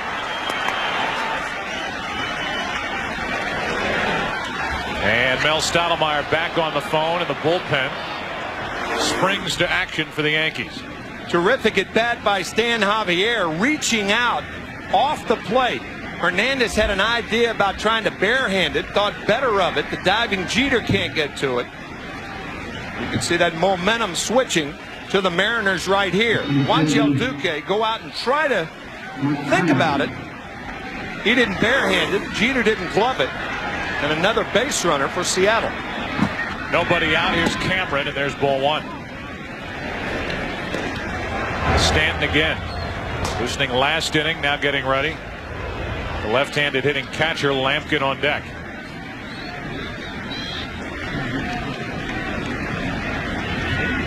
Cameron 25 home runs during the regular season. And he's having a tough time figuring out what Dave Myers is trying to relay to him with the signs from the third base coach's box. It would be unusual for Cameron to hit and run. He strikes out too much, 155 times this year. He hits a lot of balls in the air. And Hernandez does not have as good a control as he had earlier in the game. So I don't think they'll hit and run here with Javier. Could be a straight steal. But it's a predicament for Hernandez. Javier running. Hit and run seemed to be on, and Cameron fouled it out of play left side. Javier going for the decoy at second base, even though the ball was foul. I don't understand, and I'll talk to, we'll both obviously talk to Lou about it tomorrow. A guy who puts the ball in the air most of the time, as you can see Javier going for the decoy, Soriano making like he's fielding the ball, Jeter covering, but the ball was out of play. But something to keep in mind. But Cameron is not a guy that you want to hit and run with.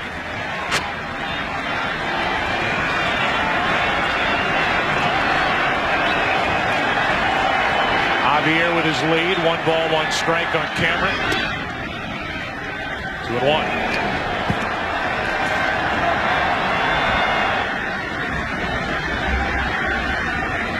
Lampkin has had an impact in today's game with that 1-out hit last inning.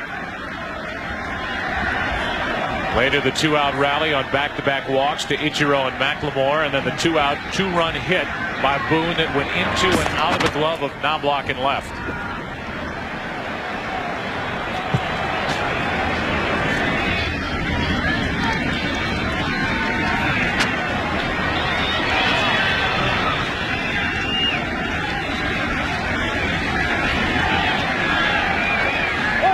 Runner going. Pitch was high, and Javier steals second easily. Which leads you to believe that Javier was running to steal the base the first time. And Cameron had a pitch at which to swing and fouled it off. But Javier with a great jump right here. He stole 11 out of 12 during the season. And Javier is the reason this game isn't tied at 3 right now. Taking that home run away from Soriano back in the third inning. Now runner at second, nobody out, and a 3-1 pitch. His ball 4 to put 2 on. Nobody out. Lampkin coming up, and Hernandez coming out. The play by Stan Javier in left. Soriano leading off the third. Up, and he got it. That kept it 2-0. The Mariners made it 2-2 in the 5th. Home run by Olerud here in the 6th inning. It's 3-2 Seattle.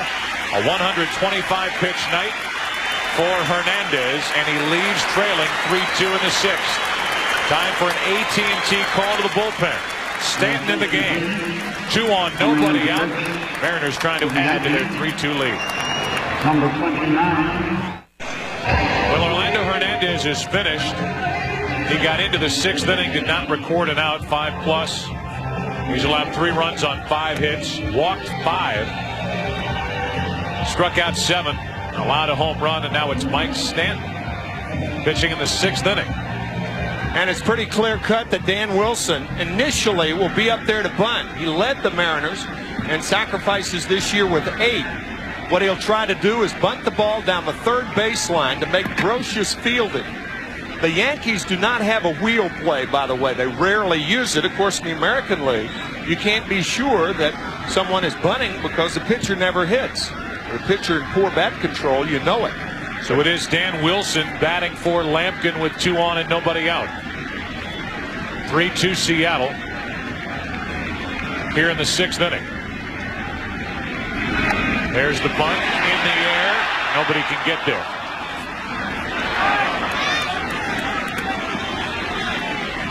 The problem with this play, as far as the Yankees are concerned, and Dan Wilson, you can see Derek Jeter close to second base. That opens up the left side of the infield should Lou Piniella elect to take off the bunt. That ball popped harmlessly in foul territory. But the reason Jeter has to cover second is that Soriano has to be close enough to first to cover first base.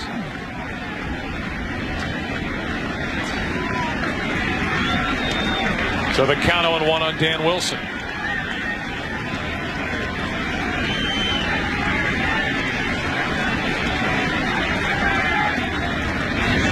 Breaking ball misses.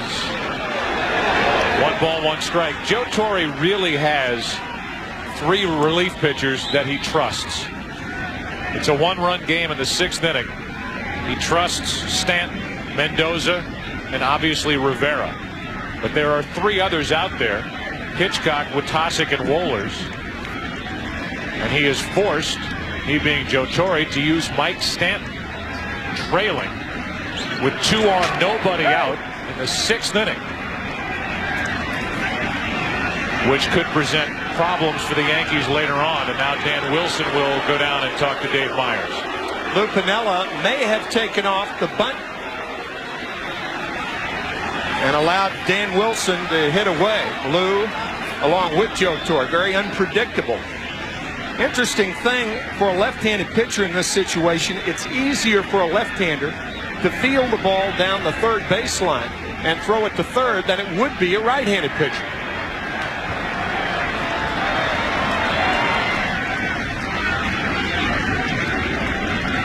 One ball, 1 strike on Wilson. Did they stay with a bunt? Yes, and the bunt. The wild throw. Javier will pop up and score, and the runners will end up at 2nd and 3rd. It's 4-2 Seattle.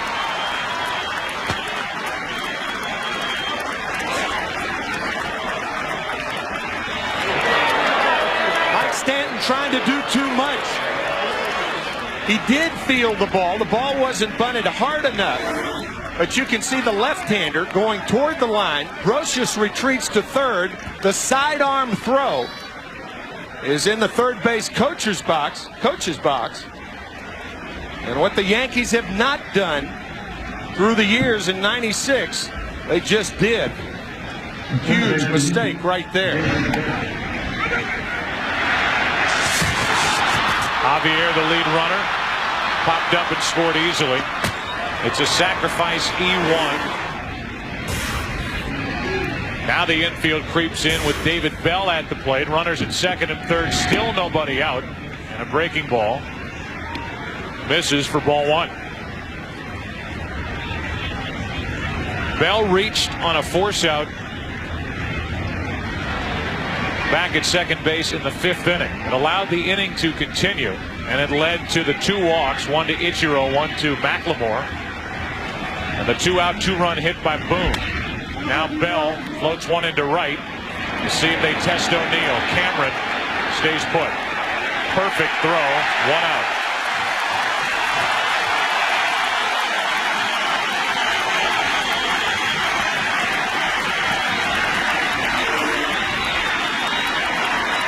O'Neill not real deep in right field. And with nobody out, Cameron, the shrewd move, staying at 3rd base. So now first base is open, and Mel Stottlemyre wants to talk to the veteran Mike Stanton with Ichiro at the plate. There's a lot going on right now, Joe, with Stanton, a high ball pitcher. Stottlemyre may be out there to tell him to throw him all high fastballs and try to get the pop-up or the short fly ball. Lou Piniella, on the other hand, understanding Ichiro is a terrific bunter. An awful lot of ways to go right now. One of the reasons why they bothered to meet on the mound, the numbers for Ichiro this season. 449 average with runners in scoring position as he has here. And they are going to intentionally put Ichiro on base to load him up. So they walked him in game 2. They walk him in game 3. Even though it's lefty on lefty. Base open, 1 out in the inning. McLemore coming up. And they would rather take their chances with McLemore than a guy who hit 350 with 242 hits during the regular season. He struck out only 53 times in 692 at bats. Stottlemyre going out and I'm sure asking Stanton what he would rather do. Mike said put him on. This is one of the odd situations in baseball where you walk the left-handed batter to get to the switch hitter on deck. It's also one of the odd situations for the Yankees in that because of the lack of an all-around bullpen, they have to use their left-handed setup reliever in the 6th inning. It's 4-2 Seattle. Now they're going to get busy in the Yankee bullpen again with McLemore at the plate. Bases loaded, 1 out. And it's Mark Wohlers getting loose for New York.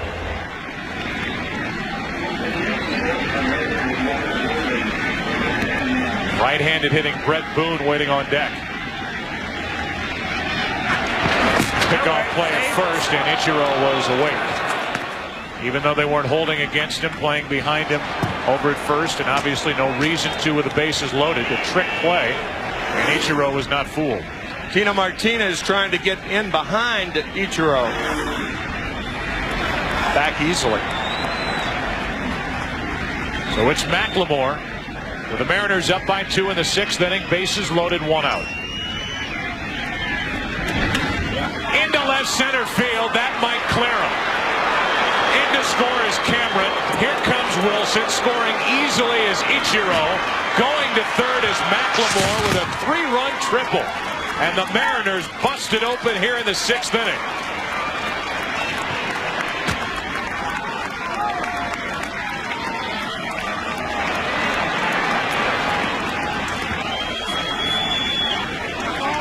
Mark McLemore jumping on that first high fastball from Stanton. He finds a big gap in left center. And the Mariners, with the bases loaded, can run all day. So Orlando Hernandez, 9-1 in his career in the postseason, is on the hook for this one. Mike Stanton is used in the 6th inning, and now with Brett Boone coming up, Wohlers still trying to get ready. Boone has an opportunity to add to a 5-run Seattle 6th inning lead.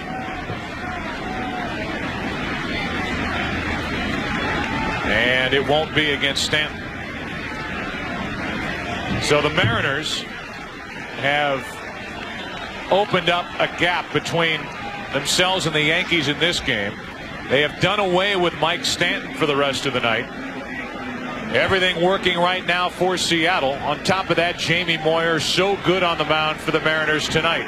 Another AT&T call to the bullpen. Stanton is gone. Wohlers is coming in. As you look at Mike Stanton, who is knocked out of the game here in the 6th inning, we remind you that tomorrow night, it's your choice for which game you want to watch. Right here on Fox, you'll get one game, either Mariners-Yankees or Diamondbacks and Braves.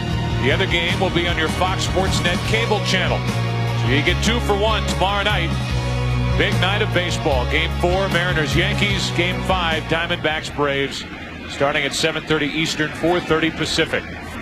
Here's Brett Boone facing Wohlers and taking ball 1 on a 95-mile-per-hour pitch. 1-2 in postseason. And yet the game in which Wohlers did not take the loss, perhaps the game that he remembers most, and certainly Yankee fans remember most, that was the game in which he gave up the 3-run home run to Jim Leyritz, Game 4 of the 1996 World Series. 2 balls, no strikes, as we remind you that coming up tonight, Game 4 of the Braves and Diamondbacks is Boone. Skies one to deep center field. Back is Williams. It is gone. Monstrous home run from Brett Boone. And it's 9-2 Seattle. Boone with a 2-run single in the 5th. And a 2-run blast to center to make it a 7-run Mariner lead.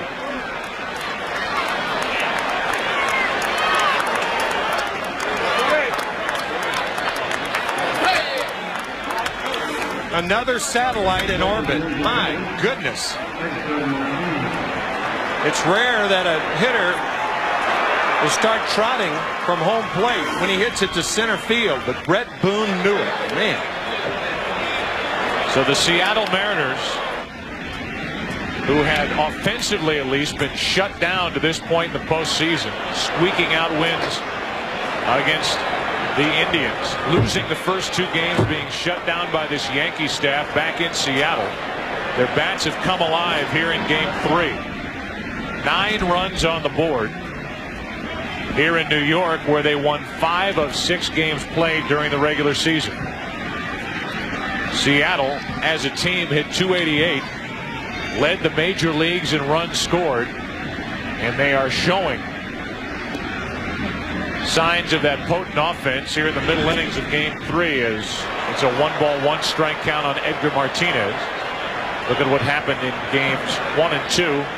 4 runs, 10 hits, 3 extra base hits. And this one, 9 runs on 7 hits and 4 extra base hits, including 2 home runs in this inning. 1 ball, 2 strikes on Edgar Martinez. Hard to quantify Mike Stanton in that throw to third base and what would have happened to the Yankees had Stanton taken the sure out at first base. Then you're pitching to Bell, then you're pitching to Ichiro, McLemore. Still 1 and 2 on Martinez. Here is that routine. Baseball's a routine game. And if you make the routine plays, usually, if you're talented, obviously, you win. But that throw by Stanton, way offline at third base, and that really opened things up for the Mariners.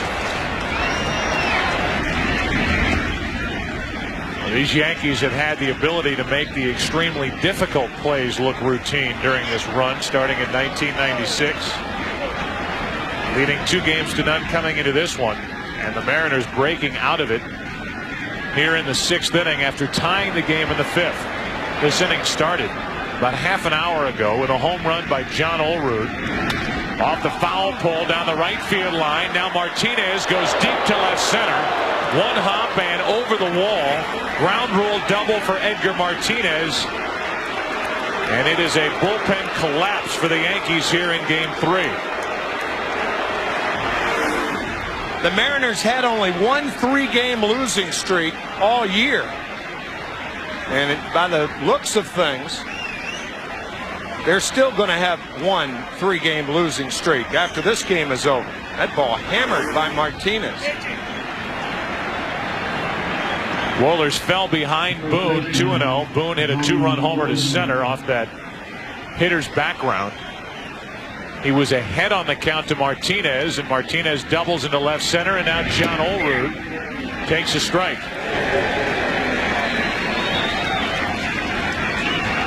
It is rare in baseball that you see the leadoff hitter in an inning hit a home run and then get a chance to hit again. Olerud with a chance to duplicate that feat. 0-2.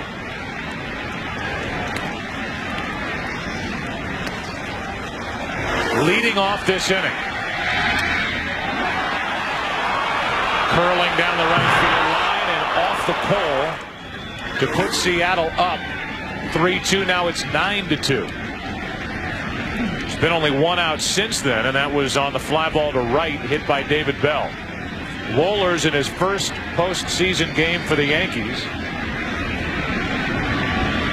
showing some rust here as Olrud hits a just foul outside first, and Wohlers isn't fooling anybody.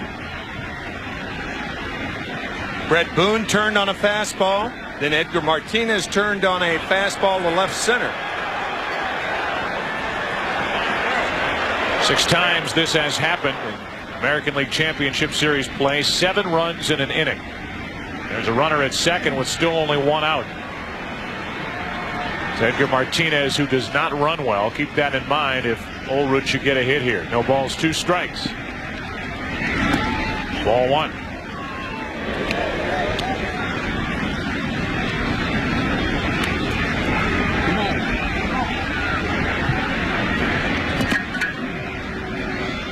Dan Javier with a hit, a stolen base, and a run scored in this inning. Waits to hit next.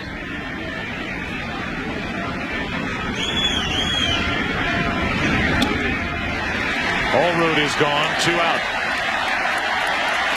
We talked about this at the start of the night, and it's worth showing to our audience once again the secrets of their success since that 1996 season. 14-2 in 1-run games.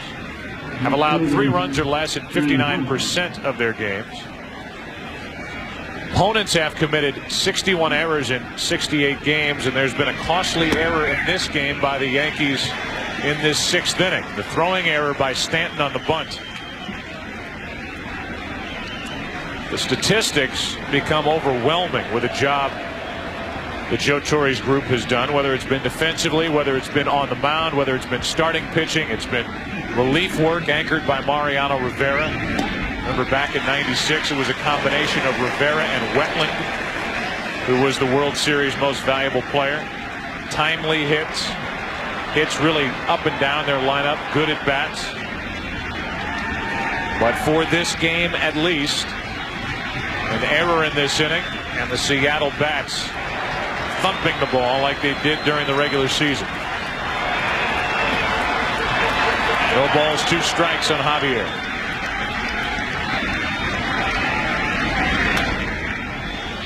Off the end of the bat and out of play. Among the many areas in which the Yankees excel, the one in which they have not excelled in postseason is hitting. Not a lot of power, not a lot of offense, and that's why Joe Torre says you keep the games tight, we have a chance. Makes it particularly difficult when the Yankees fall behind by the margin, obviously any team, but particularly with the Yankee offense. 0-2 the count on Javier. And Wohlers steps off, looking back at Edgar Martinez, who is going nowhere.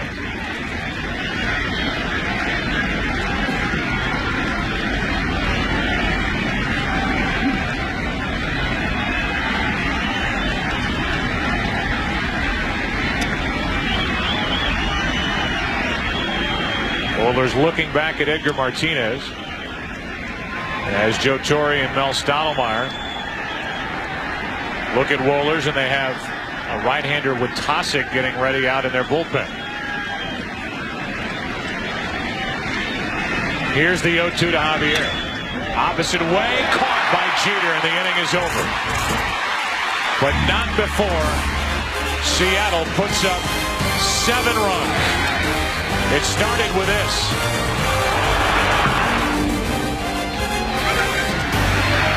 Hits, errors, home runs.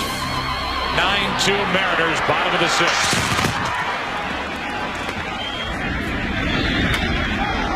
First pitch, bottom of the 6th inning, misses to Alfonso Soriano. Ball 1. Soriano has only 1 at bat to this point. That was the fly ball into left that Javier went up, took a home run away with a leaping grab back in the 3rd inning. Knobloch and Jeter will follow Soriano, and all of a sudden it's 9-2 Seattle. Mariners coming into this game trailing 2 games to none. 1 ball, 1 strike, and that's the opposite way for a leadoff hit. That breaks up a string of 13 in a row retired by Moyer after that 2-out, 2-run home run by Bernie Williams. The Championship Series on Fox is presented by MasterCard. There are some things money can't buy. For everything else, there's MasterCard. So the leadoff man is on, and Chuck Knobloch, who is 0 for 2 with a pair of strikeouts, will dig his way in.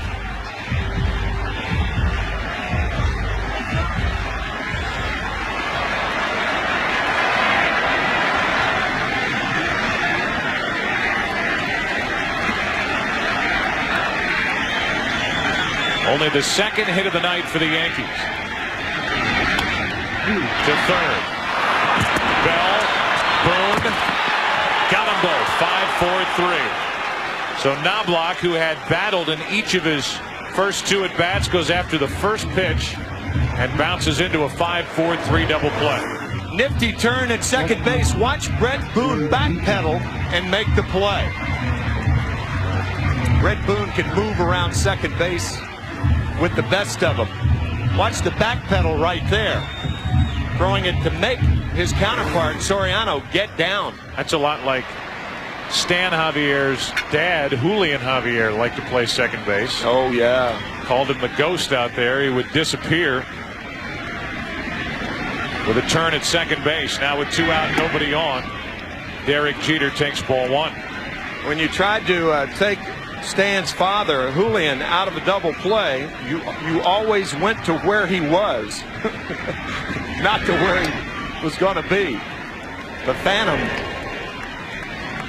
So 2 balls, no strikes on Jeter, who was grounded out, flied to right, and is 1 out of 9 in this series. Slowly hit, tough play. Bell throws off balance, good effort, but an infield hit. What a try by David Bell, and the 6th inning continues. Just no way to get Derek Jeter on a play like this. Bell breaking to his right. By the time David got to the ball. Talk about fathers. David Bell and Brett Boone, part of 3-generation families who have played in the major leagues. Here they are on the same ball club. Infield hit for Jeter.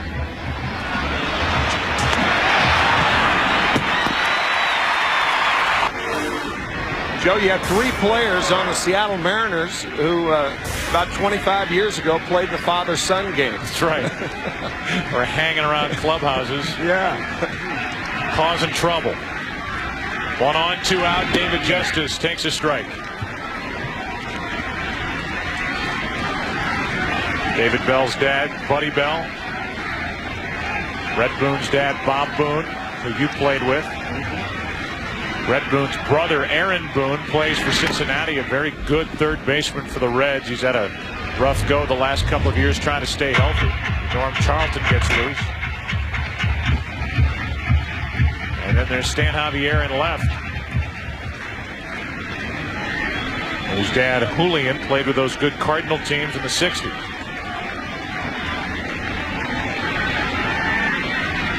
Runner at first, 2 out, no balls, 2 strikes.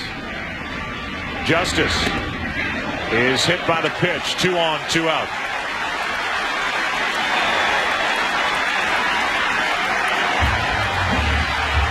Well, Lou Piniella probably thinking that Jamie Moyer sat in the dugout for 35-40 minutes. That was a long inning. 2 pitching changes when Seattle scored 7 runs. I don't know if you're Jamie Moyer, you'll take it. And Lou Piniella with Bernie Williams coming up. Bernie, who homered back in the first inning. Piniella with that slow walk out to the mound may make a change here. I think he will. Realizing the lifetime numbers of Bernie Williams, and if Williams pops another one, then the Yankees are right back in it. First question, you could read his lips. How do you feel? Yeah. Hey, how about that?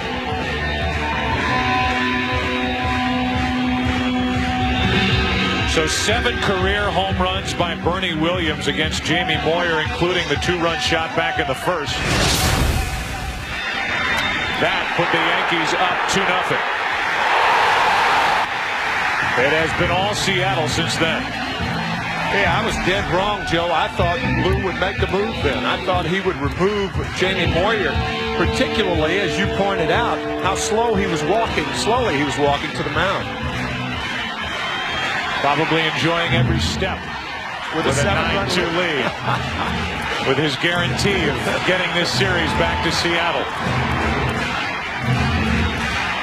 But it is Bernie Williams at the plate. And it is Jamie Moyer who has thrown only 85 pitches on the mound. A hit, a double play ball, a hit batsman. And now Bernie Williams. With 2 on, 2 out. Strike 1.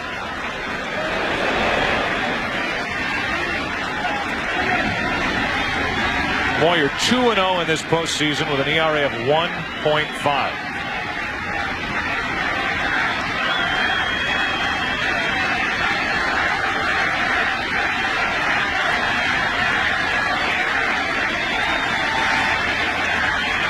Looked like Piniella was yelling out at somebody in the dugout.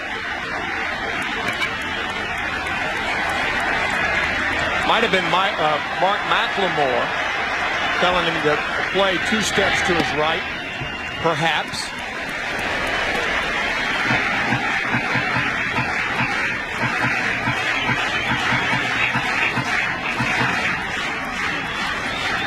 Bernie Williams with a count of 1 ball, 1 strike.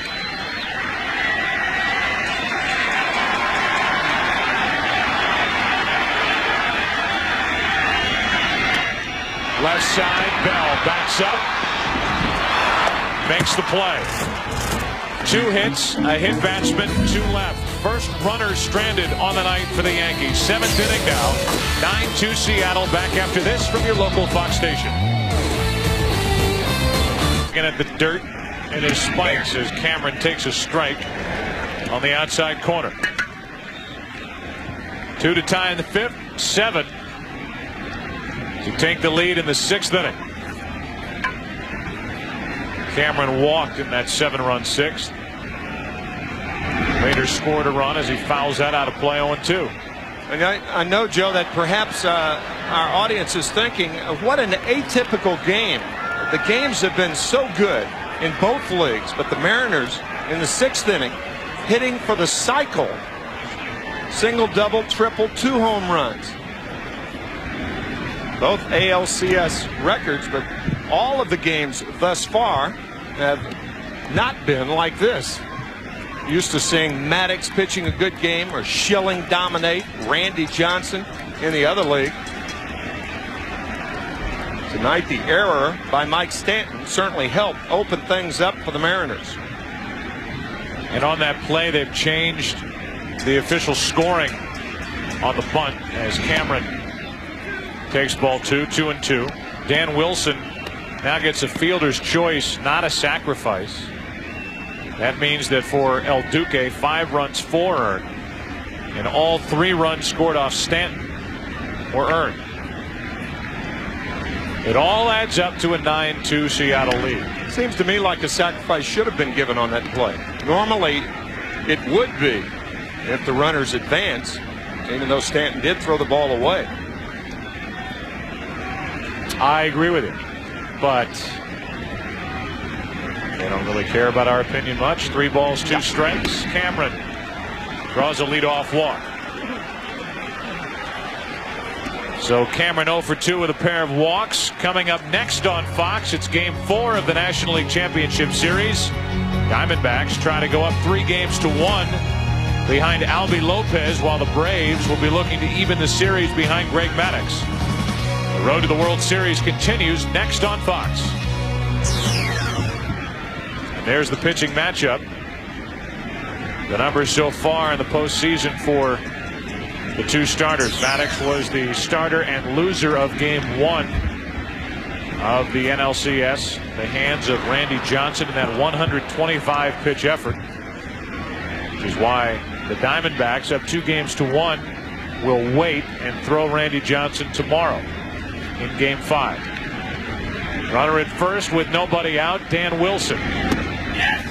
Went around, strike one. The World Series was scheduled to begin tonight, but because of the tragedy, of course, it will be pushed back starting next Saturday. Which also led to the situation tomorrow night where we have been telling you can select which game you want to see. The Game 4 of this series or Game 5 of Atlanta, Arizona. Shattered bat. Comebacker to Wohlers, who throws it into center field, and Cameron will go on to third. That'll be another error.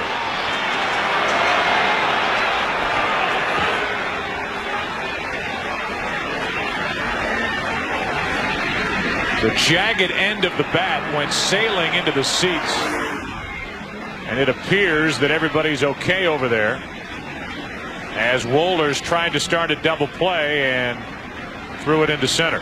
The jagged edge of the bat, identical to the jagged edge that this game has taken for the Yankees. Still waiting on the scoring on that play. And it was that guy who was hit by that broken bat. So now first and third, nobody out, and David Bell takes ball one. Bell reached on a force out his second at bat back in the 5th inning and scored on the 2-out 2-run hit by Brett Boone, who followed that up with a 2-run homer in the 6th inning. Bell late with that swing, 1 ball, 1 strike.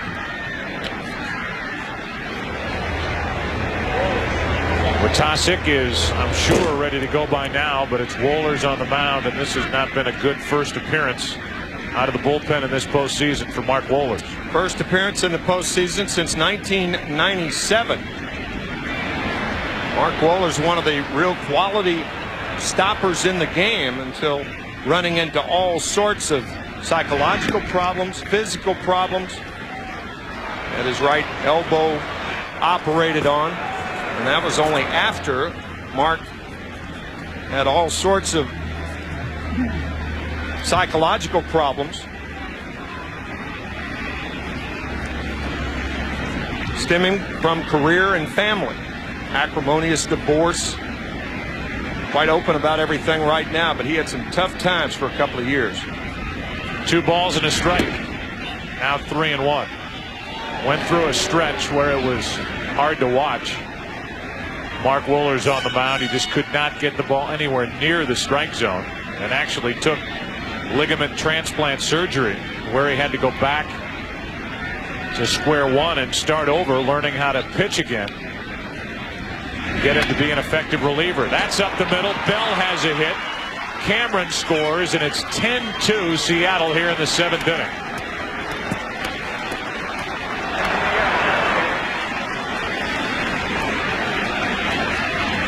So a walk, a fielder's choice E1, now an RBI hit, and that is going to be it for Wohlers. So it's time for another AT&T call to the bullpen. Wohlers is out. Watasic coming in. The Mariners have blown open Game 3. It's 10-2 in the 7th inning, and these fans letting Wohlers have it as he exits the field.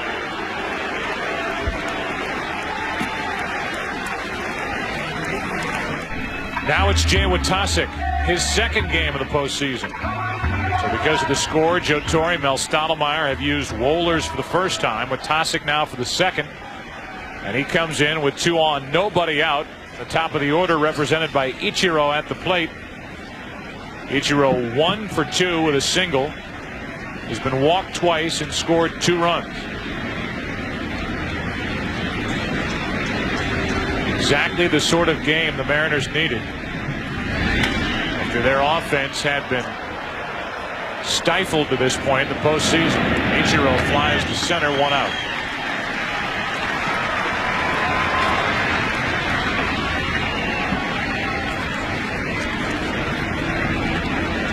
That'll bring in McLemore, who has one of the biggest swings of the night. A 3-run triple, later a run scored in that 7-run 6th inning. Not a real surprise for the Mariners of winning 116 games this year. They played better on the road than they did at home. They had the best road record in baseball by far, 59-22 on the road. An American League record for road victories. And again, we've already mentioned it a couple of times. 5 of those 59 road victories were here at Yankee Stadium. 2 of them with Jamie Moyer on the mound. So they try to continue that. You look at the offense. First 7 games, 20 runs. Here in game 3, 10 runs on 9 hits, and they had 2 on, only 1 out. And the count's 0-2 on McLemore.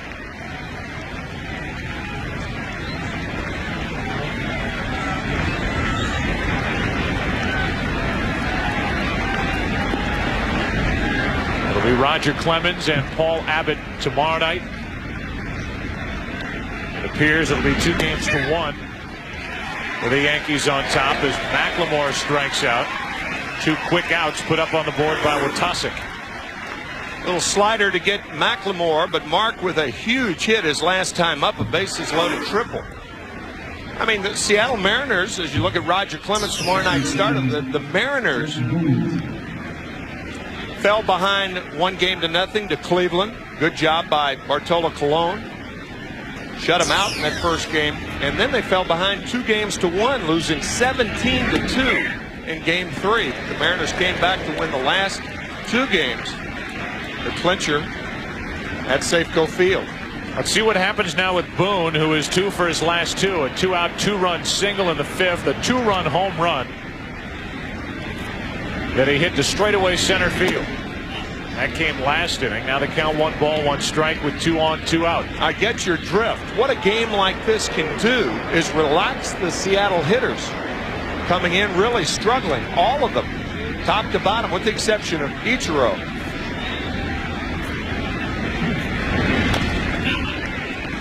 One ball, 2 strikes on Boone. John Olerud was 0 for 7 coming in before the home run. He was 0 for 8. Mentioned Brett Boone. Mark McLemore is 0 for 5 coming into this game. His first hit, a bases loaded triple. They have all contributed tonight. Yeah, Boone was 4 out of 30 prior to that 2-out, 2-run single. No RBIs. And now he has 4 runs batted in his last 2 at-bats.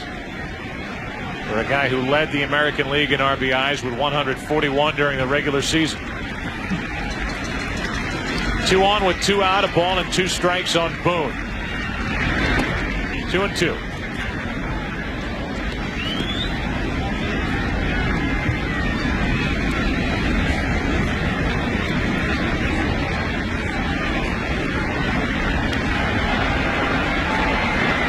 Wilson, Bell, the runners. 2 out. Right back up the middle, another hit for Boone. Rounding third and scoring is Wilson. So now 3 for his last 3 with 5 RBIs.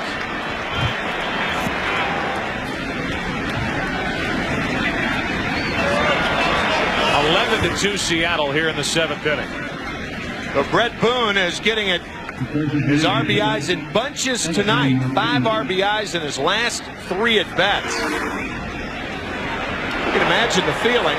RBI, 141 RBIs during the season. And figuring, man, I've got to get going. I've got to get going. I've got to get going. Well, he's going now. Edgar Martinez now with 2 on and 2 out.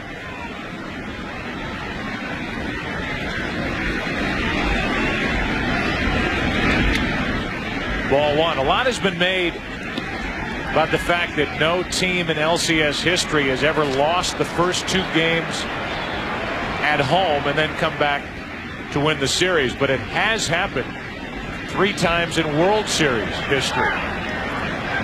The 85 Royals, the 86 Mets, and the 96 Yankees. Yankees losing the first 2 games to Atlanta and then won 4 in a row.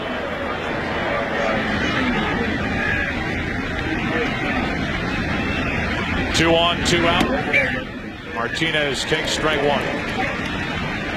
The Yankees well aware that with them coming back and winning 3 games in a row from a very, very tough Oakland Athletics club, and a team, Lou Piniella's team, winning 116 games, they certainly know that it can be done.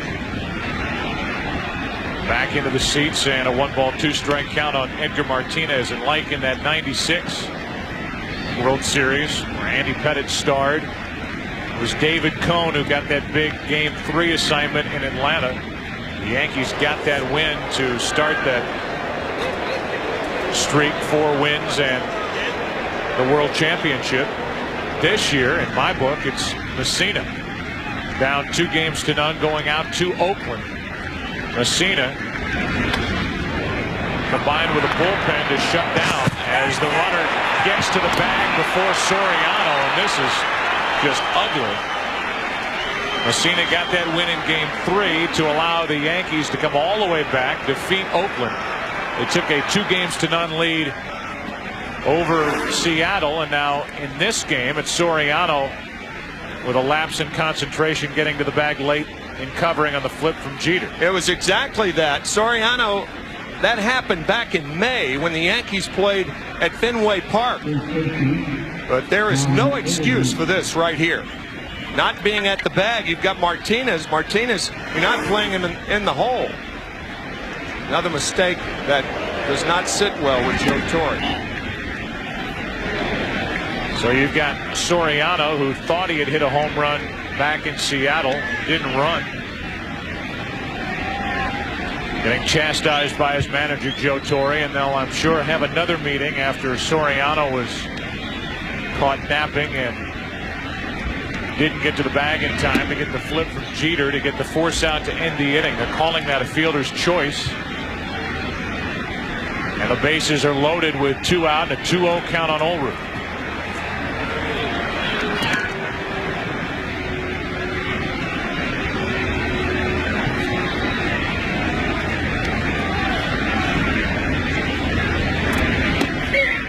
Two and 1.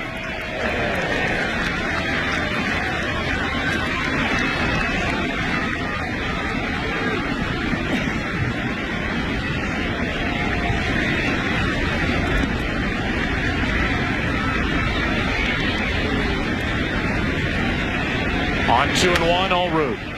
2 balls, 2 strikes.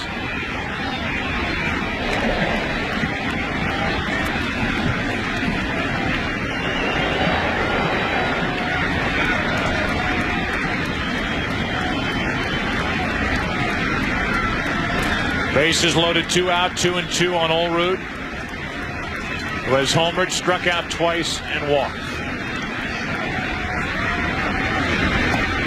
Olrud went. Posada throws down to first, and this inning is finally over. 2 more runs, an 11-2 Seattle lead. It's time to stretch. Today's game is being seen live around the world by U.S. servicemen and women through the facilities of the American Forces Radio and Television Service. Championship Series on Fox, presented by MasterCard, is brought to you by the people of United Airlines. We are united. Welcome back to Yankee Stadium, bottom of the 7th inning, and for New York it'll be Tino Martinez, Jorge Posada, Paul O'Neill against Jamie Moyer. Little squibber back out in front of the plate.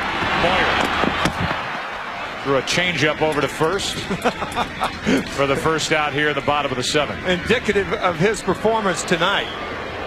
Jamie Moyer can just carve up the best of lineups.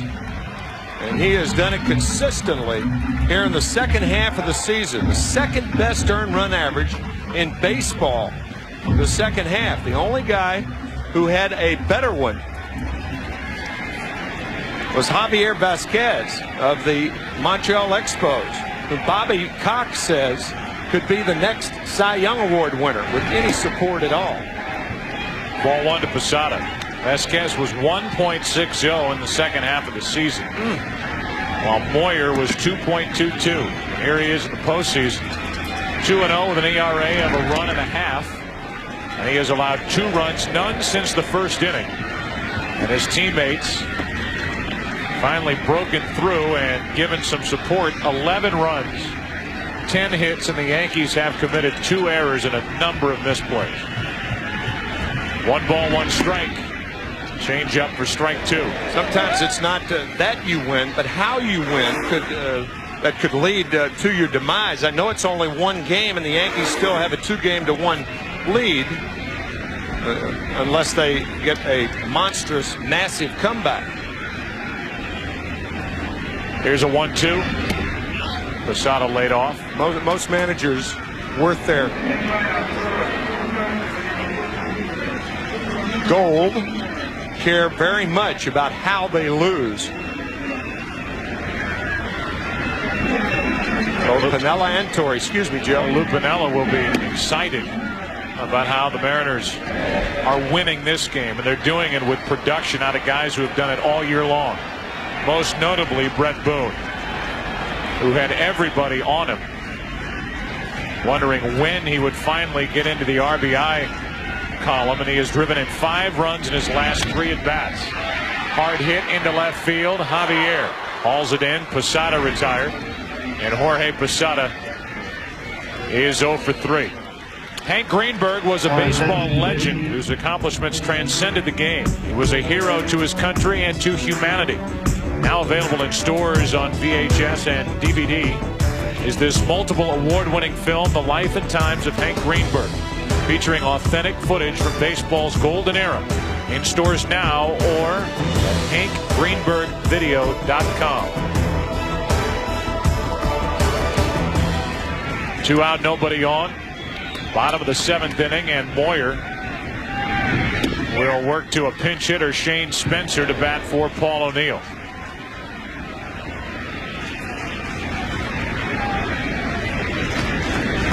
The numbers for Spencer: 1 for 2 in this LCS. Randy Velarde in the on-deck circle, so Joe Torre may use the rest of this game to give some rest to some of his irregulars and let the bench players get some at-bats, as Spencer took a changeup that was up and lined it into center field. Some thought Spencer might start this game, and again, it's worth repeating that even with a left-hander Moyer on the mound, because of his stuff and his approach to hitters, Joe Torre stayed with the left-handed bats of both Paul O'Neill and David Justice. Just so you know, Justice is 0 for 1 with a walk, been hit by a pitch.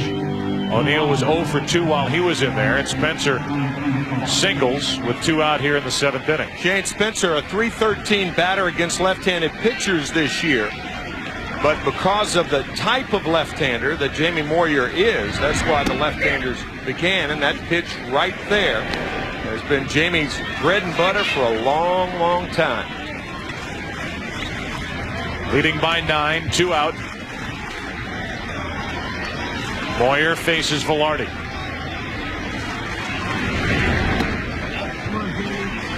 One ball, 1 strike. Velarde picked up from Texas. Former Yankee that is brought back to the organization. His last year was 1995, so he didn't get in on the World Series fun with this group of Yankees. Now he's back, and he's in the hole here, 1-2.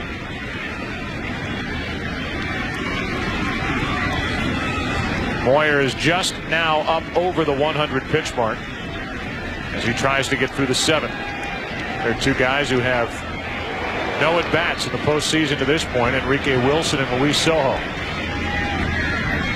The 1-2. 2 balls, 2 strikes.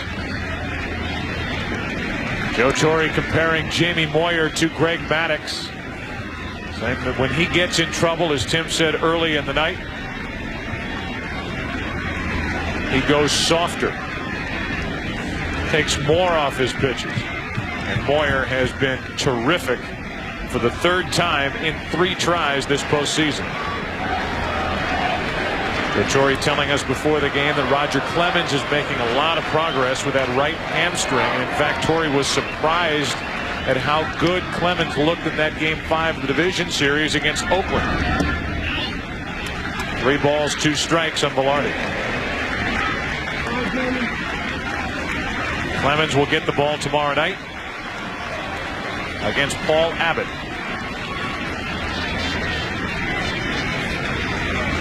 Last year's ALCS start at Seattle, a one-hit shutout. 3-2, runner goes, and Velarde pops it down the left field line. It is into the corner and a foul ball. There obviously is a huge difference in the fastball of Roger Clemens and the fastball of Jamie Moyer. I'm reminded of a line by Lon Simmons, hugely popular in the San Francisco Bay Area, has done both the Athletics and the Giants. When talking about Tommy John years ago, he said his fastball is such that you get the feeling that you could walk along beside it to home plate. Velarde pounds one into left field. Back is Javier, and on the track pulls it in to end the inning. So Jamie Moyer gets to walk off the mound after Velarde sent Javier back to the track. We go to the 8th inning of Game 3. Seattle up by 9. Well, there is no one left on the bench for Joe Torre. He has emptied his quiver with Bellinger in left, Shane Spencer in right. Base hit to left field by Javier off Watasic. And we are just getting started on the replacements. Velarde takes over at third base. Enrique Wilson is the shortstop. Your all-star first baseman is Luis Sojo. Todd Green does the catching. Charles Gibson will do the running at first. Josh Lewin and Rex Hudler will be along shortly to do the rest of the game.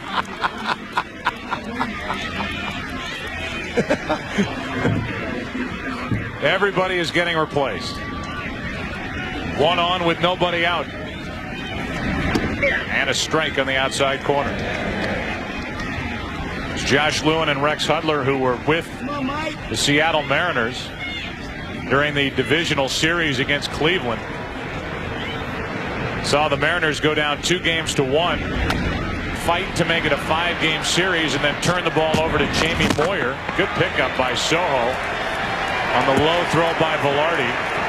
Down to second is Gibson. And the Mariners won that game behind Moyer, and they are on their way to a victory here in Game 3 of the ALCS. Velarde going to first. Good scoop by Sojo. This game has had a lot of everything. The good, the bad, and the ugly.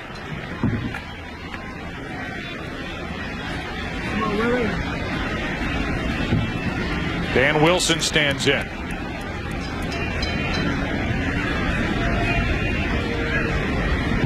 Runner at second with one out. And Wilson takes the ball low.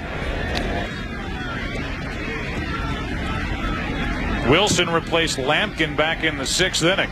And that was part of the ugly that Tim's alluding to. The bunt by Wilson, which was picked up by Stanton and thrown wildly to third base down the left field line. Now Wilson grounds to second for Soriano. 2 out, runner at third. Let's look first, Tim, at the good. Here is the good from the Seattle standpoint. Excellent defense on the night.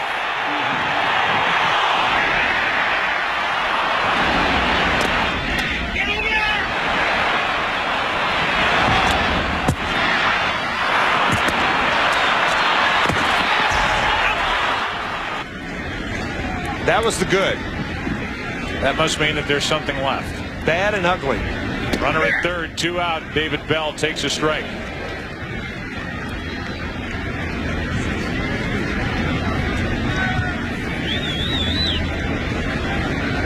Gibson waiting for Bell, who swipes one foul off to the right. 0-2. Bad and ugly coming up.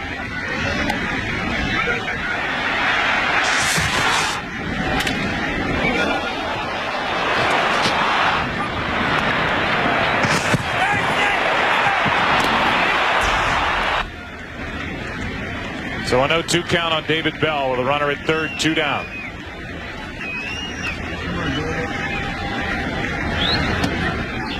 Just high, 1-2.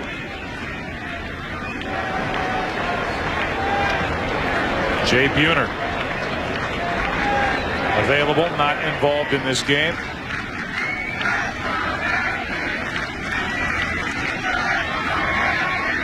One-two pitch and a base hit into center field by David Bell. It's 12-2.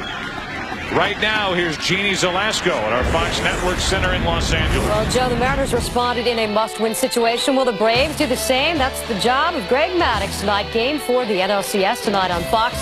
Many of you will be there for the first pitch, 8:05 Eastern, tonight on Fox. Joe? All right, Jeannie, and now we're going to have another replacement. It will be Carlos Guillen coming off the bench. So the Mariners are left with Buhner and Al Martin on their bench. The Yankees are left with nobody. The Yankees have used Stanton, Wohlers, and Witasic out of their bullpen, while Seattle in the pitching department has used only Jamie Moyer. That appears ready to change as in the bottom of this 8th inning, the Mariners will go to their bullpen. And it looks like Paniagua. And it is getting loose, and he will likely pitch the bottom of this 8th. Runner at first, 2 out. Guillen fouls it away, strike 1. Diagnosed on September the 28th with tuberculosis. Very popular player with his teammates, and they really had an appreciation for him continuing to try and play while playing with tuberculosis. He was not available in the division series. He did play in game 1, went 0 for 3, and now he is in the game as a pinch hitter here in the 8th inning, batting in the spot vacated by Ichiro, who had 1 hit and 2 walks while he was in there, 1 out of 3. 2 balls and a strike on Guillen.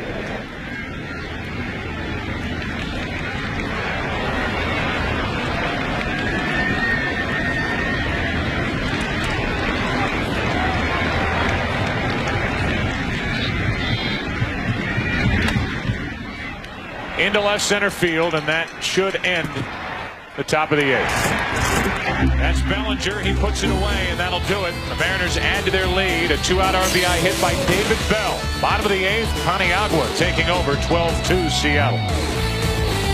League Championship Series on Fox is presented by MasterCard. There are some things money can't buy. For everything else, there's MasterCard.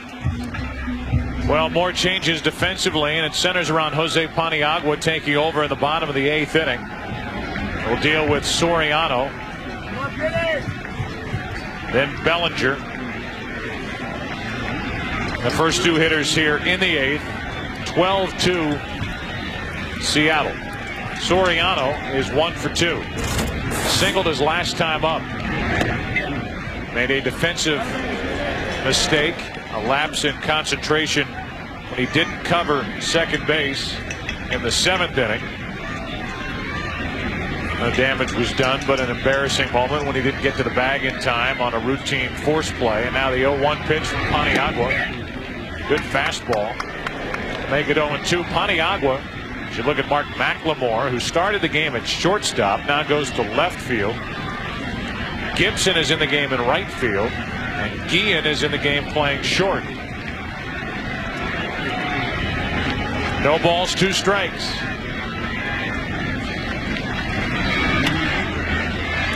Still 0-2. There's Carlos Guillen at short. That last foul ball that Soriano just hit will forever reside inside the auxiliary scoreboard down the right side.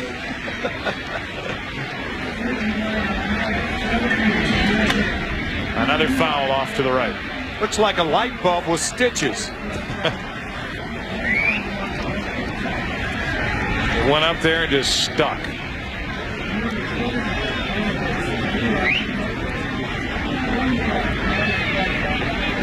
You start to think about the postseason run that the Yankees have had from that '96 season on. And while there have been a couple of lopsided losses, including the first game of that '96 World Series here against Atlanta. And the Clemens-Pedro game. Ow!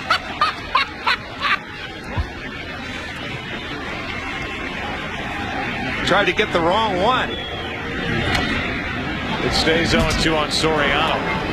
That lopsided loss in Boston with Pedro Martinez against Roger Clemens. Total of 12 runs, the most in a postseason game since the '99 ALCS, and that was the game we were talking about, Game 3 at Boston. Clemens against Pedro Martinez. No game really sticks out like this one to me, with the mistakes made, the errors, the lapse in concentration. 1 ball, 2 strikes now on Soriano. It's so uncharacteristic of Joe Torre's team since his tenure began with the 1996 season. And he is showing it. Not very pleased. Little roller to third, tough play, and forget it. That's a base hit all the way. A leadoff hit for Soriano, his second hit of the night. In a few minutes, most of the country will be going live to the start of Game 4 of the National League Championship Series between Arizona and Atlanta. Those of you in the Seattle and New York areas will continue to see the conclusion of this game before joining the National League Championship Series game down in Atlanta. And again, that will be a matchup of Albie Lopez against Greg Maddux, who had the misfortune of being matched up against Randy Johnson in Game 1 back in Phoenix. Runner at first with nobody out, and here is Bellinger with his first at bat, takes ball 1. You know, some fans in Seattle may be getting antsy right now, or maybe not right now, but another couple of Yankee base runners, remembering perhaps the August 5th game when Cleveland came back from 12 runs down to beat Seattle. But Lou Piniella will tell you that was an obvious aberration, and that will not happen again. 2-0 the count to draw that reaction from Lou Piniella as Enrique Wilson is in the on-deck circle. He's playing shortstop and batting second.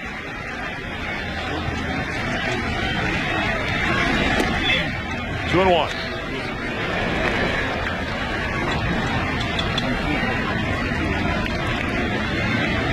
So again, only 2 reserve players left total for each side.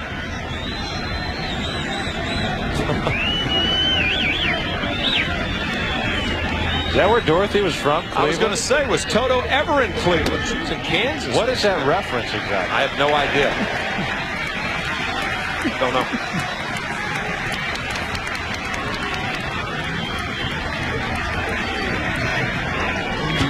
I know that Seattle beat Cleveland. Right. Calls Seattle the Emerald City. Here's a 3-1. Right side, foul territory behind the plate. It's Wilson, 1 out.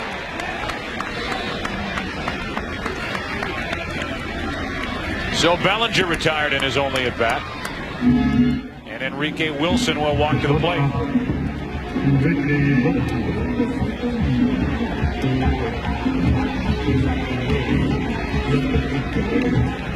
So Wilson gets his first at bat of the postseason. Seattle Mariners have not resembled the 3 of the characters in The Wizard of Oz, the Tin Man, the Lion Without Any Courage, nor the Scarecrow played by Ray Bolger. No. No. There's a strike.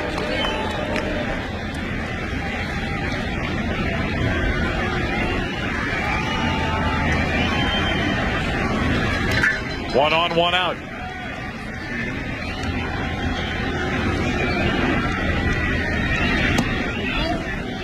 One and 1.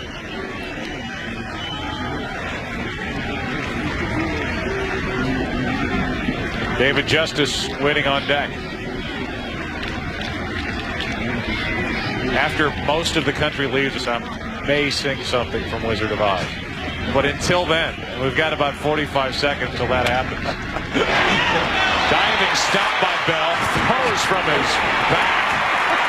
And it's an infield hit for Enrique Wilson. 2 on with 1 out. I think David just having a little fun here, waddling around on the ground. Check this throw out. Ball off the heel of the glove. We'll check with David tomorrow. Kind of a throw like the Tin Man there, was it not? Yes. Here's David Justice. And out to the mound is Dan Wilson. Tim, anything you want to say to the entire country before we say goodbye? Nope. No? No. That's it. I could while away the hours. See what you're missing out on. Welcome to the Fox Network Center with this game well in hand. We do want to get you down to Atlanta.